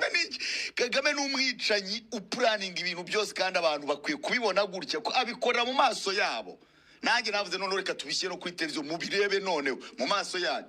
Ibyo bintu uvuze Sheila, abo ngabo ntago bajya mu rugamba, nabirirwa mu maguru y'umugore we, nabirirwa hafi aho ngaho, nabirirwa barekerejwe bameze gutya ari muri za Beka Arena. Abashyira ku rugamba ni babana b'Abanyarwanda aterura mu masoko ya Musanze, ya Nyagatare, baba motari twuma ngo babuze, abo ngabo ni bajyana. Ariko bari akura mu nkambi aba trainingamo kuba priwate ama predator, bakica bagahinduka ibindi bintu bidasanzwe. Niko kazi abagogwe mufite kuri leta y'u Rwanda, ikirirwa namwe basezeranya ngizabaha igihugu. Ryari binyuze mu yihe nzira, bikozwe nande? Kagame nagariwe.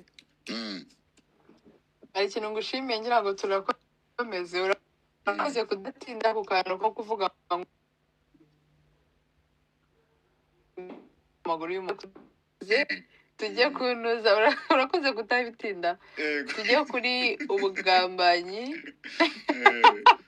Kandi nabuze ngo urakoze kutabitinda, nabakubwira ngo bisubireho ujya no kubisesera. Ahubwo we wibigira birebire, kubishaka kubigira birebire wakomeza ukavuga ibyo uvuga. Imana indinda kano. Kuko ukuntu biri tuyo byari bingoye kubirenga n'ukuntu harimo kuri kwinshi guteye ubwoba. Okay, ikintu ngira ngo nkubwire, ndagira ngo nkubwire gutandukanya ni iki Abanyarwanda bazatandukanyirizaho ibyaha. Umuntu wakoze icyaha kiruta ibindi n'ibindi byaha bisanzwe. Icyaha kiruta ibindi ku bantu batadukurikira cyangwa batadukurikiye mu biganiro byabanje, twarabibabwiye ko icyaha kiruta ibindi ni ukutayoboka cyangwa kugaragaza ibimenyetso by'uko utayobotse.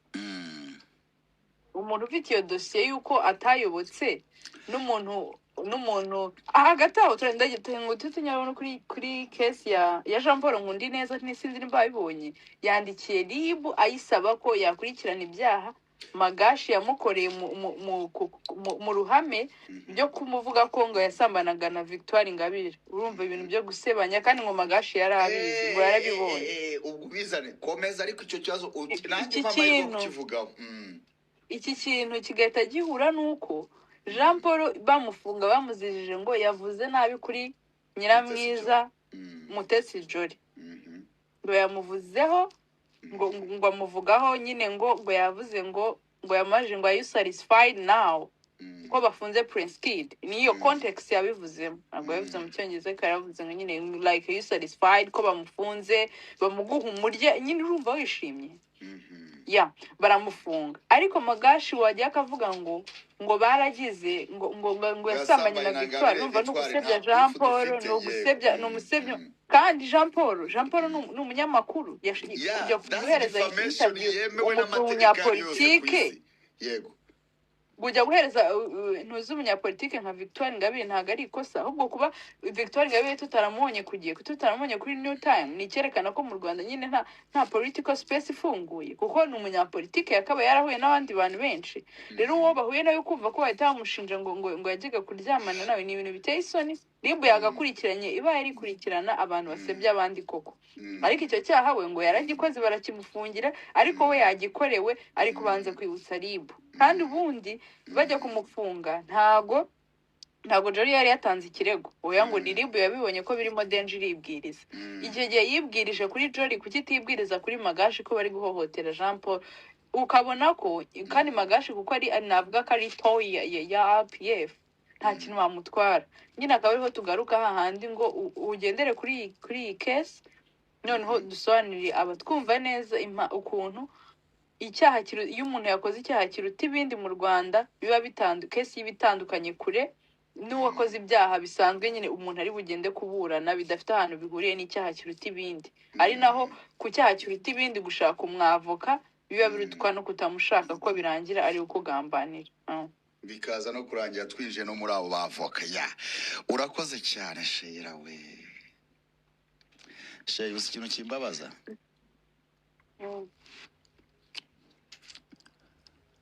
ni uguhora ubwira abantu ibibi byabo ubereka proof bo bakarenzaho kuguha more proof ariko zanjiji ziba kissing us zigakomeza kukubwira the same shit birababaza cyane kubera ko ubivuze neza iyo umuntu wese abanyepolitike dufite Jarike Habyarimana ibyo bintu yarabivuze Rusesabagina arabivuga Kayumba arabivuga ba Ingabire Victoire barabivuga benshi kugeza no kuri Blinken Minisitiri w'Ububanyi n'Amahanga wa Amerika yarabivuze avuga ko u Rwanda ari igihugu kitayoborwa n'amategeko kiyobowe n'agatsiko k'amabandi kugeza no kuri senateri ubwe Evode uri muri government nawe yarabivuze 20 years ago aravuga ati mu Rwanda nta niza amategeko yavuze ati niza amategeko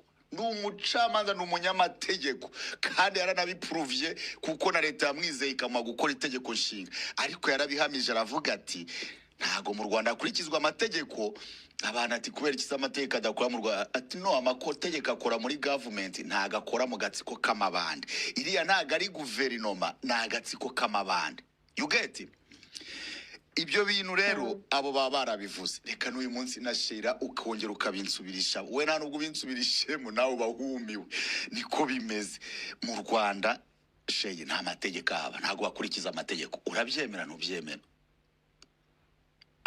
ntabwo ndabyemera oya barayakurikiza ahubwo amategeko bakurikiza ntabwo ari published ntabwo abanyarwanda bayazi kubera kuribuka ko Kagame yigeze kuvuga ngo kuko amategeko ntago bo barayakurikiza ahubwo amategeko bakurikizwa ntabwo tuyazi reka nkubwire Kagame yigeze kuvuga ngo Victoire bavuga hani ngo bazongeramo uruviri nyine avuga biriya byo ko bazongera kumufunga kandi bakaba baramusubijemo azongeramo uruviri yaravuze ngo tuzakoresha amategeko ngo agaragara ngo cyangwa se natagaragara bivuze ngo mu Rwanda biragoye kumenya nimba bakoresheje amategeko agaragara cyangwa natagaragara gusa yatubwiye ko ahari gusa harimo amategeko abanyarwanda batazi ntabwo ariho hano usanga nk'umuntu umucamanza ngo yahamagaye umucamanza please umucamanza wundi agomba guhagararamo hagati ariko ngo yabwiye ubushinjacyaha ngo bujye guhagarara ngo bujye gufunga uwo muntu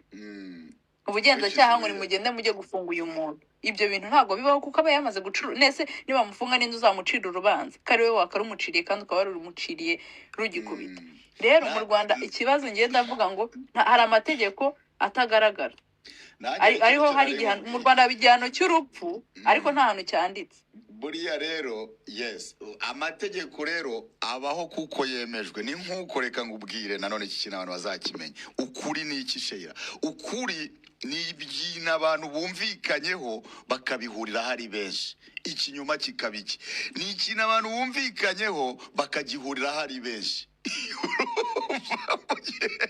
abantu bazatekereza ngo wenda ukuri kwararemwe n'ikinyoma kiraremwe heri no mwebwe abantu mujya mwirengagiza capacity Imana babwira ngo mufite ubushobozi muri mwebwe so ubwo bushobozi bwo butwemerera gushyira amategeko no kuyakuraho bivuze rero abaturage bataza amategeko bagendaho niyo mpamvu bakora itegeko nshinga ntabwo babikeneye ko umenya buri gategeko ariko itegeko nshinga rigu umurongo w'amategeko mugenderaho first of all nta tegeko nshinga tugira so umuturage utazi rero amategeko amugenga ya mategeko nta nubwo abakwiye kuyazira bisobanuye rero igihe cyose utazi amategeko mugenderaho nta muntu w'amategeko mufite nyine ntabwo kujya amategeko ari uko yajya kuba yanditse cyangwa se umuntu yabyuka avuga ngo ndakoresha iri tegeko ngere kuri iki ngiki uwari wese arabikora ibyo ngibyo kugira ngo ahohotere umuntu ayo ni amategeko yo guhotera abantu ayo turayafite kuko ikimenyimenyi nk'uko bivuga u Rwanda ni igihugu cyazamuye umwuka wa defamation cyane w'abantu bibasira abandi ku mbuga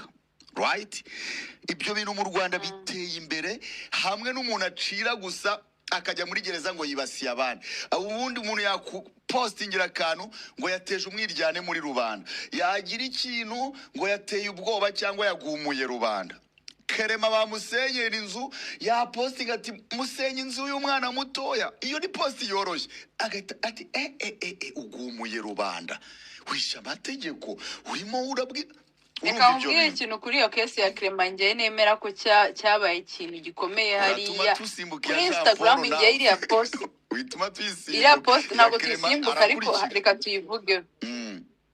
Yaravuze gakurikiraho nkarangizanya na Jean Paul. Ntabwo wamuvuzeho, nari ko wamuvuzeho, nagiye kumuteraho komanda. Aracyari vierge, ni wenda kurikizaho nyuma ya Jean Paul, ko ni bikesi bisa nk'ibisa, ko warunzaniye update nziza mu gihe igihe wagiye nandi gusobanura urupfu rwa Jay Polly n'abamwishe, abo bona amazina twayabonye n'amasaha n'uburyo babikoze. Karasira n'uburyo bamwishe n'amazina n'amasaha nabyo twayibonye. Nonaha umaye Jean Paul, nanjye ndagusigiramo na ntuza umunzanira again Clement. So kuri Jean Paul, nk'u Rwanda nk'igihugu cyateje imbere gukurikirana ibyaha byo kuri murandasi, u Rwanda ruri mu bambere mu gufunga za copyright, mu gukuraho amacano y'abantu, mu gutuma abantu bazunguza ururimi kabiri mbere y'uko avugira kuri mikoro. Byanatumye abanyamakuru 90% bose bahunga igihugu, hagasiga abanyamakuru ndashobora gukorana nabo, cyangwa se abandi bakanareka itangazamakuru burundu. Twagiye tubabona abantu benshi bariretse. So ikibazo kikaba iki ngiki rero, kikisubiramo gifite na proof uwabashije kubihanirwa we akaba atabona ubutabera. Ni ikibazo ubundi kivuga ngo, iyo mvuga ngo ijambo ubugoryi, ubucucu n'ubusazi, ibyo bintu nzabivuga kuri FPR, nzabivuga kuri Perezida Kagame, wowe uzanyita icyo ushaka, ko nge nababura izina, nibyo ntazi, nta kundi nabigenza. Kandi ibintu bakora bigaragara nk'iby'abasazi, abicanyi n'ibigoryi. So I'm sorry, that's their brand. Ayo magambo ndayakoresha cyane, abantu bakanye, nta kundi nuko nzayinyakoresha. Ubugoryi bwabo n'ubu ngubu. Wowe Jean Paul umufunze, wa mugani nta n'umureze, ahubwo ari handi ubona b'abanyarwanda bakoma mu mashyi beza ngo ribu yacu ngo inashyira mu gaciro, ngo sirangwa kujya kurega ngo Jean Paul ntibamufunze kubera ko yubahutse umuntu akavuga ibintu bitari byo. Ariko Jean Paul umugabo interahamwe Magashi irifashe, iriya nterahamwe ngo ni Magashi, ndanabizi ko izaza New York. Reka mbanze nanabimubwiza ukuri, ubimenye ko twarabwiye ngo ibyaha mukorera abanyarwanda muri iyi minsi we don't care, aho waba uri hose wabikurikiranwaho kandi wabizira. Magashi azaza muri Amerika, turabizi, ahazashyikira turahazi. Magashi n'undi tuzamukurikiranaho ibi byashera byo kwica abanyarwanda, gutuka abanyarwanda, gukora ibyaha bira byose akora nyine yitwaje ngo ni inkotanyi. Hanaje ntago ari mu nkotanyi, hano ni muri Amerika, kandi hano turaba demokrate, twubaha n'amategeko. Magashi mundekere, uriya n'umutamiro wanjye, mundekere. Reka noneho muvugeho ubwo bugoryi bwe, kwataka abantu bose nawe arakubyukira. Njye Badrama, but we don't care. usibye no kudacaringa, I care. You do think I do you, no matter what. So imba aho haza ubuzima bwe arabiza kubigerageza. Icyabayeho Magashi binari gukorera abandi bantu bose ni ya propaganda nyine ya FPR idakurikiza amategeko. Kuko narababwiye arega sheye, ni nabyo njya mvuga abantu bakabisubiramo cyangwa se n'abandi bakabigwamo kandi nabarabuye. Nje narababwiye ngo operation yo kubahiga yaratangiye, kandi nayigizemo uruhari kubera ko bakeka ko buri mu influencer wese ufite imbaraga cyane cyane zanasatira nk'isajyanga bagomba kwicwa, gufungwa cyangwa bakamanurwa volume. Ibyo mubyitegure, narabibabwiye. Ubishoboye wewe ushaka no komeza guhakwa neza, nagabanye volume batarayimugabanyisha. Ubasha gutoroka hatoroke hakiri kare, ubivamo akabisezera abikore hakiri kare. Ko operation zashyizweho, abantu nk'aba Magashi bahabwa n'akazi, akazagagara kuri televiziyo agafata mugenzi w'umunyamakuru akavuga ngo wasambanye. Victoire arusha Kagame ubutware, amurusha title. Victoire n'umuntu isi yose yemera diplomasi ye na freedom ye na demokrasi ye. Victoire n'umuntu wabwiza avuga ati iki gihugu kirimo ibibazo ke nzahangana nabyo face to face, afata indege aragenda. Isi mwubahira icyo kintu. So gufata rero umuntu w'ingegera nka Magashi utabasha no kwisiga amavuta wishwe n'umwera, agahagarara kuri televiziyo mu ruhame, agafata undi munyamakuru, nasha ntabe n'umunyamakuru, wenda abe n'umuntu usanzwe, akamuhuza n'umunyepolitike ku rwego rw'isi unafunze. Twanga abo bantu bararyamana, kuryamana ntago ari icyaha. Ubundi wenda agize n'amahirwe, Jean Paul agize n'amahirwe wenda Victoire yamo kuvitwaye n'umuntu udasanzwe, byari ibintu bigize iki. Ariko mu gihe bitabaye, cyangwa se no mu gihe umuntu agushyiraho ikibazo yaravuze ngo narababonye. Yes, noneho polisi gukora iperereza nkuko yarikoze kuri Jean Paul, nkuko ihamagaza abandi. Na polisi twe ntago ari twe tujya kumusaba ibyo yabonye. Polisi umuntu yakoze ibyaha natwereke proof, kukimurangira akicaye mu biro. Dogiteri Murangira wamaze gupfa mu mutwe bapakiye mama Sebro.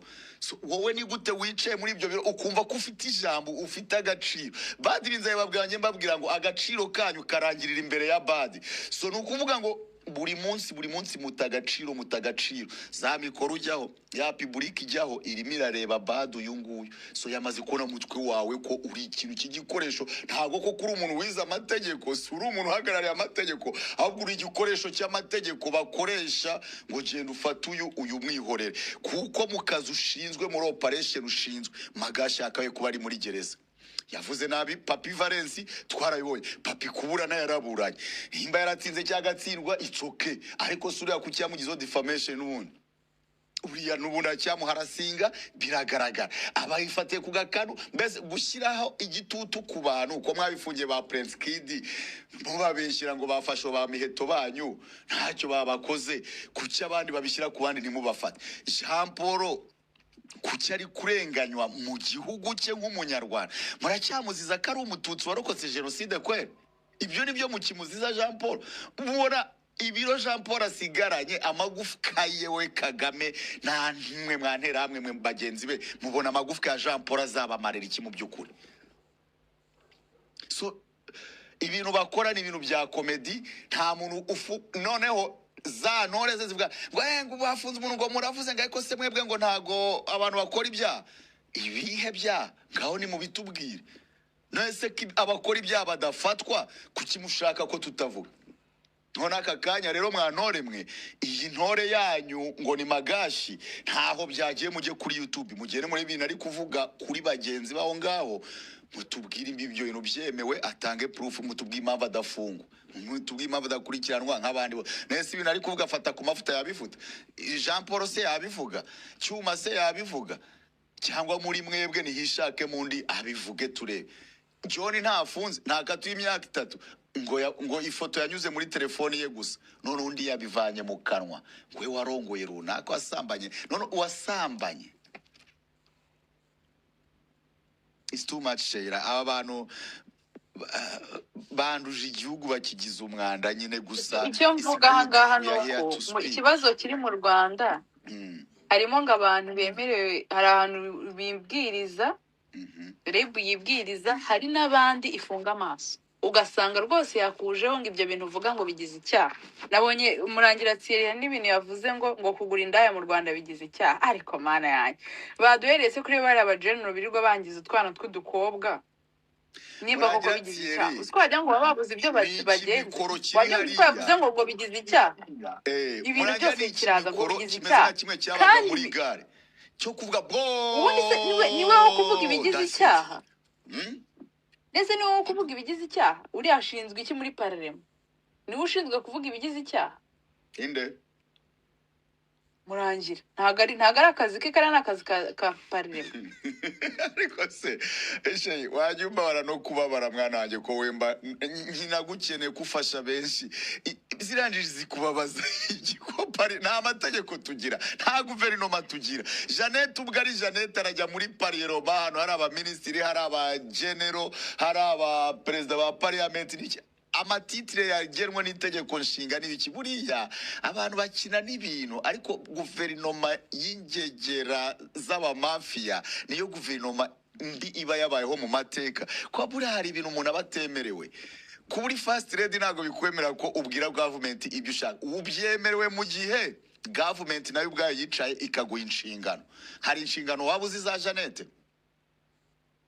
zemewe officially n'itegeko icya mbere cyo sinavuga ko ari uko bazimwima cyangwa ari uko atanazikene n'iki aba bantu n'interahamwe z'inyabwenge harimo kumuprotectinga ejo baba bararebye nk'umugore wabyaye umugore wabyaye Imana yabyara abaye yibereye muri chapelle birangira nta cyaha agira aburanye imyaka magana babuze icyaha kubera ko ntiyivanze muri politiki ntigeze n'umwana na guverinoma ntigeze ahabwa imirimo nta n'ikigo yigeze ahagararira nta n'inama yigeze akoresha nta n'ubwo yigeze ajya muri parema nk'ibi bya Jeannette na za Unity Club whatever we ntabyo yigeze agira muri make ntibaduha discours za ba Mugesera bazanshakiriye iya Habyarimana nzabaha amafaranga nzabaha ikisi sinzi icyo navuga nzabaha ibyo bashaka bazayiduwe so icyo bisoba impamvu mba migarutseho ni iki ntabwo nshaka kugaruka kuri madamu Habyarimana kuko akeneye no kwituriza akaruhuka bakamukura muri ubu bugoryi bwabo ariko mba mvuga ku gihugu kitagira amategeko uravuga ati Murangira yatanze ibi mu nteko ntabyemerewe Jeannette nibyo yirirwamo hari ibintu atemerewe kuba ataranomwe na guverinoma ngahabwa imirimo na guverinoma runaka ntago foundation ye imwemerera kujya imbere y'abadepite cyangwa imbere ya perezida wa Sena akabwanuka no ibyo nagasuzuguro nibyo babwira kigaragara iki igihugu cyacu cyabaye igihugu cy'umuryango ni enterprise y'ura muryango wa Kagame ntabwo ari igihugu kuko abaye ari igihugu umugore wa perezida nta jambo yakabaye no mu bindi bihugu kandi ubuso urumva ahantu umugore Tshisekedi ngo yakoresheje inama warumva umugore wa Ndayishimiye yakoresheje inama cya asura abantu agasura ibiga agasura n'izo association afasha asura abantu bashonje association warumva umugore wa perezida Ruto yagize umugore wa perezida Museveni se we warumva Jeannette Museveni se we wabyumva nta kazi na kamwe afite ngo yahamagaye ngo abajenerals ngarabicaza ngarababwira ngo nimuvuge hoya muzasanga na miliyoni ejo yabicaje bavuga ati nimuvuge kandi abaminisitiri n'abadepite muzabibona ariko urakira na guverinoma ishyaka riterana umugaba mukuru w'ingabo n'uwa bro biriya bintu byo bizabirukanza gusa bizamara abanyarwanda ndagira ngo hanga tujye twinjira kuri ntuza kuri Clement kuri Clement naho dukomeza tugenda Clement icyo navugaga icyo nabonye cya mbere ngiye nkeka ko cyamufungishije hambere na mbere yaravuze ngo muri ya text yanditse kuri Instagram iriya Instagram ngiye nayibonye hashize umunota umwe akimara kuyandika rwose nahise nyibona iriya video ni nanjye umuntu wa mbere wajyanye iriya video kuri TikTok yaranditse ngo amateka azahinduka kandi ibintu bizibuka niwe wa mbere wamutaye mabukagozi none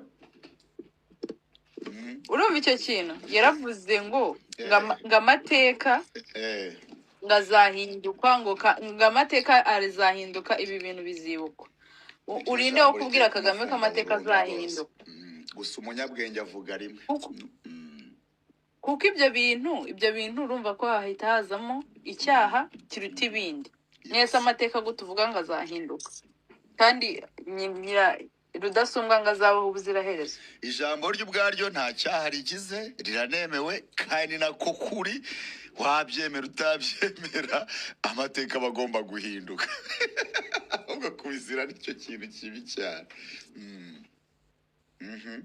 kubizira ni ibintu biri obvious rero ahangaha rero nagira ngo wumve abantu bagomba kumenya itandukaniro ry'ibyaha bisanzwe ngo ibyaha nyine biba byabaye nk'uko n'ahandi hose haba ibyaha n'icyaha cyo kuba utarayobotse icyaha cyo kuba utarayobotse kiri mu byaha biruta ibindi nibaza rero ko ibintu abanyarwanda bagomba kubishyira mu mutwe bakabimenya ntibajye birirwa banigora rwose kuko birangira aba bavoka bashaka aribo bajya kubagambanira by the way ndashimira abantu bose bari gukomeza kugera gufollowing ama account atandukanye izi account ntabwo amaze iminsi ngahe kuri TikTok amaze kuzaho abantu 500 turabashimiye no kuri X bari benshi kuri Instagram mukomeze mugende mukore subscribe duteze ibadrama imbere ntabwo ari nta nubwo ari TV gusa ni ibintu byinshi kandi Badrama ni umu freedom fighter tugomba gufatanya n'abandi bose bafite ibitekerezo abantu bose bafite ibintu bakora ushobora kuba utavuga ngo ntabwo nshobora kujya muri public ngo mvuge ariko ukaba wadufasha background work ushobora no kudufasha kuduhereza amakuru icyo wumva cyose wakora kugira ngo utange contribution kuri uru rugamba rwo gushaka ubwisanzure kandi iyi freedom nituyibona I'm telling you ntabwo bizarangira kuri Kagame gusa freedom nituyibona tuzayibona tuyibonye ntabwo bizamera nk'ibi ngibi abantu baje abantu bavuga ati Imana ishimwe inkotanyi ziraje tugiye kuruhuka no mu gihe cyo kwa Habyarimana harimo ibibazo hariho ishyaka rimwe ati noneho tugiye kubona ubwisanzure noneho baza bahita bajya inyuma y'aho u Rwanda rwari iyi freedom nituyibona tuzayibona tuyibonye nta wundi mu president n'umwe tuzongera kwemerera ko afata igihugu nk'urugo rwe bwite so rero umuntu wese wumva afite ikintu ashaka gucontributinga ntazajye rwose ahizitetinga kutubwira twababwiye uburyo twese igihe cyose umuho washaka ushaka kutwandikira kuri Signal kandi tugahita tugusubiza rero Badrama ndumva rero twagana ku musozo kuko twabemereye ko tuzajya dukora ibiganiro bigufi noneho umusozo twarangiza tuzagaruka ku kibazo cya Clement ari akantu kamwe nagomba koya kuko aba bantu ntago ari uko turi abahanga cyane cyangwa tubona amakuru arenze yandi ahubwo nuko twiyumvamo ukuri twiyumvamo n'urukundo rwo kutaryarya no kubeshya hari utuntu baba bakeneye gutopinga kuri ibyo bya aba bandi baba ari confuse gatoya akamenya ataryo iyo umuntu arengana niyo atarengana ubundi ubibonera heso abantu nk'aba Clement n'abantu batagomba kunshika bakirangije nta kibazo hari abantu nk'aba Clement amakese ikibazo suko ari Clement ahubwo nuko mbagize amahirwe nkabona iyo case kugira ngo nyikwigishirizeho next time umunsi bada zaba yicare muri studio ze yibereye mu tuntu twe utazaza kuvuga ngo badi ngo wapi ngo nese ngo kucyumva kuri atari gufungwa kucyumva ko ibyo byatabikoze kuko urabizi abantu bagiye badutuka benshi ngo ubu rero ngo bashira ngo bagiye gusakuza ngo Clement ngo bamusenyeye ngo ibigarasha ngo bibonye by the way nababwiye ibigasha mujye mubyita baso n'abanyoko icyo wanyita cyose isoke ariko ayo mazina ya Kagame na ya Kagame sayange imba ushaka kubyumva mu ijambo ryiza kandi risobanutse Badrama human rights defender freedom fighter kandi ntago ndi umunyepolitike ahubwo ndwanya leta y'u Rwanda ndwanya politike y'u Rwanda diplomasi y'u Rwanda byo ndabirwanya ngita umwanzi wibeshye ukanyita umwanzi w'u Rwanda uzabinyita wese wowe tuzabiburana iki ari cyo cyose turwanya regime ya Kagame ikandamiza abanyarwanda I really fight Kagame regime kuko leta burihoraho leta y'u Rwanda ntabwo yatandukanye na FPR leta abantu bagiye biga no kubitandukanya hari leta y'u Rwanda hari na regime habaho regime ya Kayibanda habaho regime ya Habyarimana habaho regime ya Kagame RPF regime iyobowe na Kagame iyo ndayirwanya ujye uvuga ngo badi w'amazi impamvu bakwita umwanzi w'u Rwanda impamvu bakwita umwanzi w'u Rwanda nuko Kagame atazi gutandukanya FPR n'u Rwanda ntabwo azi gutandukanya u Rwanda nawe ubwe ku giti cye oya arabizi kubitandukanya ahubwo yigize byo kungu yarabyibagiwe oya yarabyibagiwe yasinze ubutegetsi uramushenze byose arabizi ko yigize u Rwanda ku ngufu so icyo nashaka kuvuga kuri iyo case ya Clement rero no kugira ngo umuntu atazongera kumbaza ku case nk'iyo ambaza ngo badubwirwa n'ikimbu uyu muntu case ye koko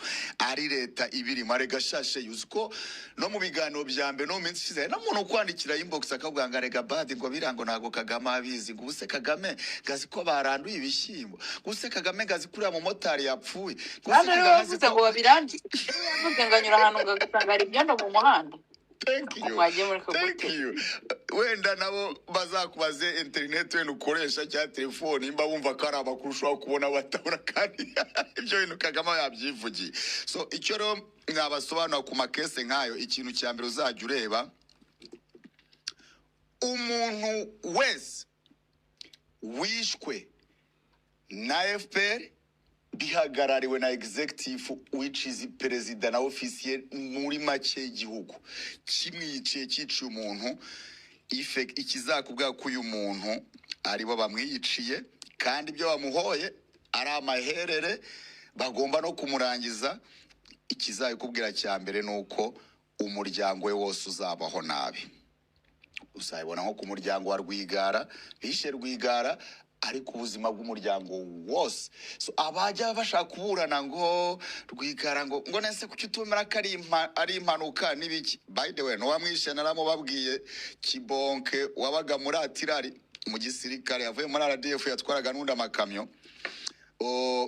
Ariko umuryango wose na nisa bazakomeza, uhere no kuri baramube barutabana n'abandi ukazamuka bazakomeza. Wenda wowe ni umuntu munini, reka twigarukiye kuri uyu mwana Kerema.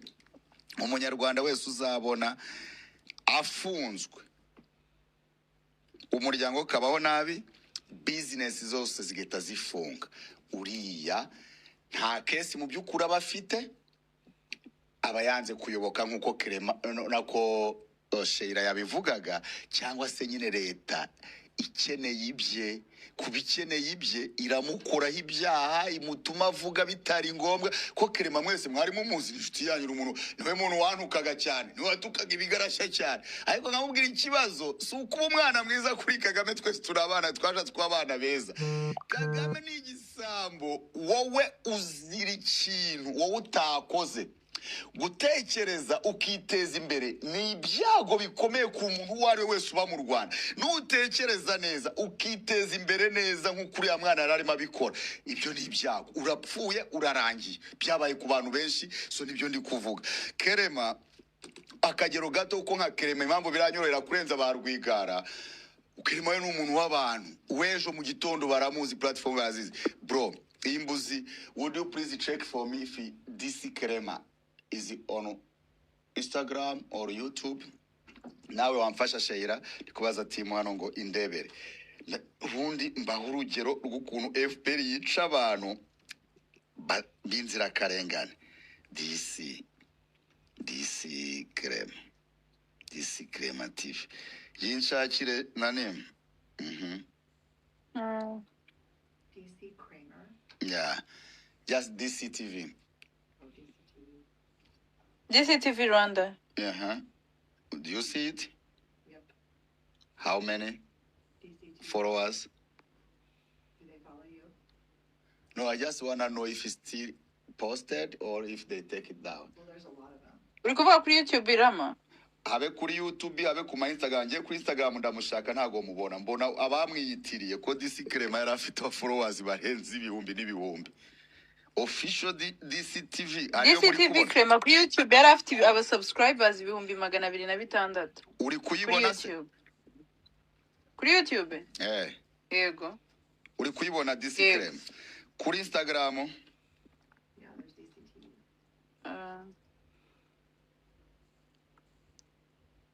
Yeah, there's DC TV. Kuri YouTube niho narindi kureka mbere no kuri Still up. kuri Instagram ariko ntabwo wamuwe.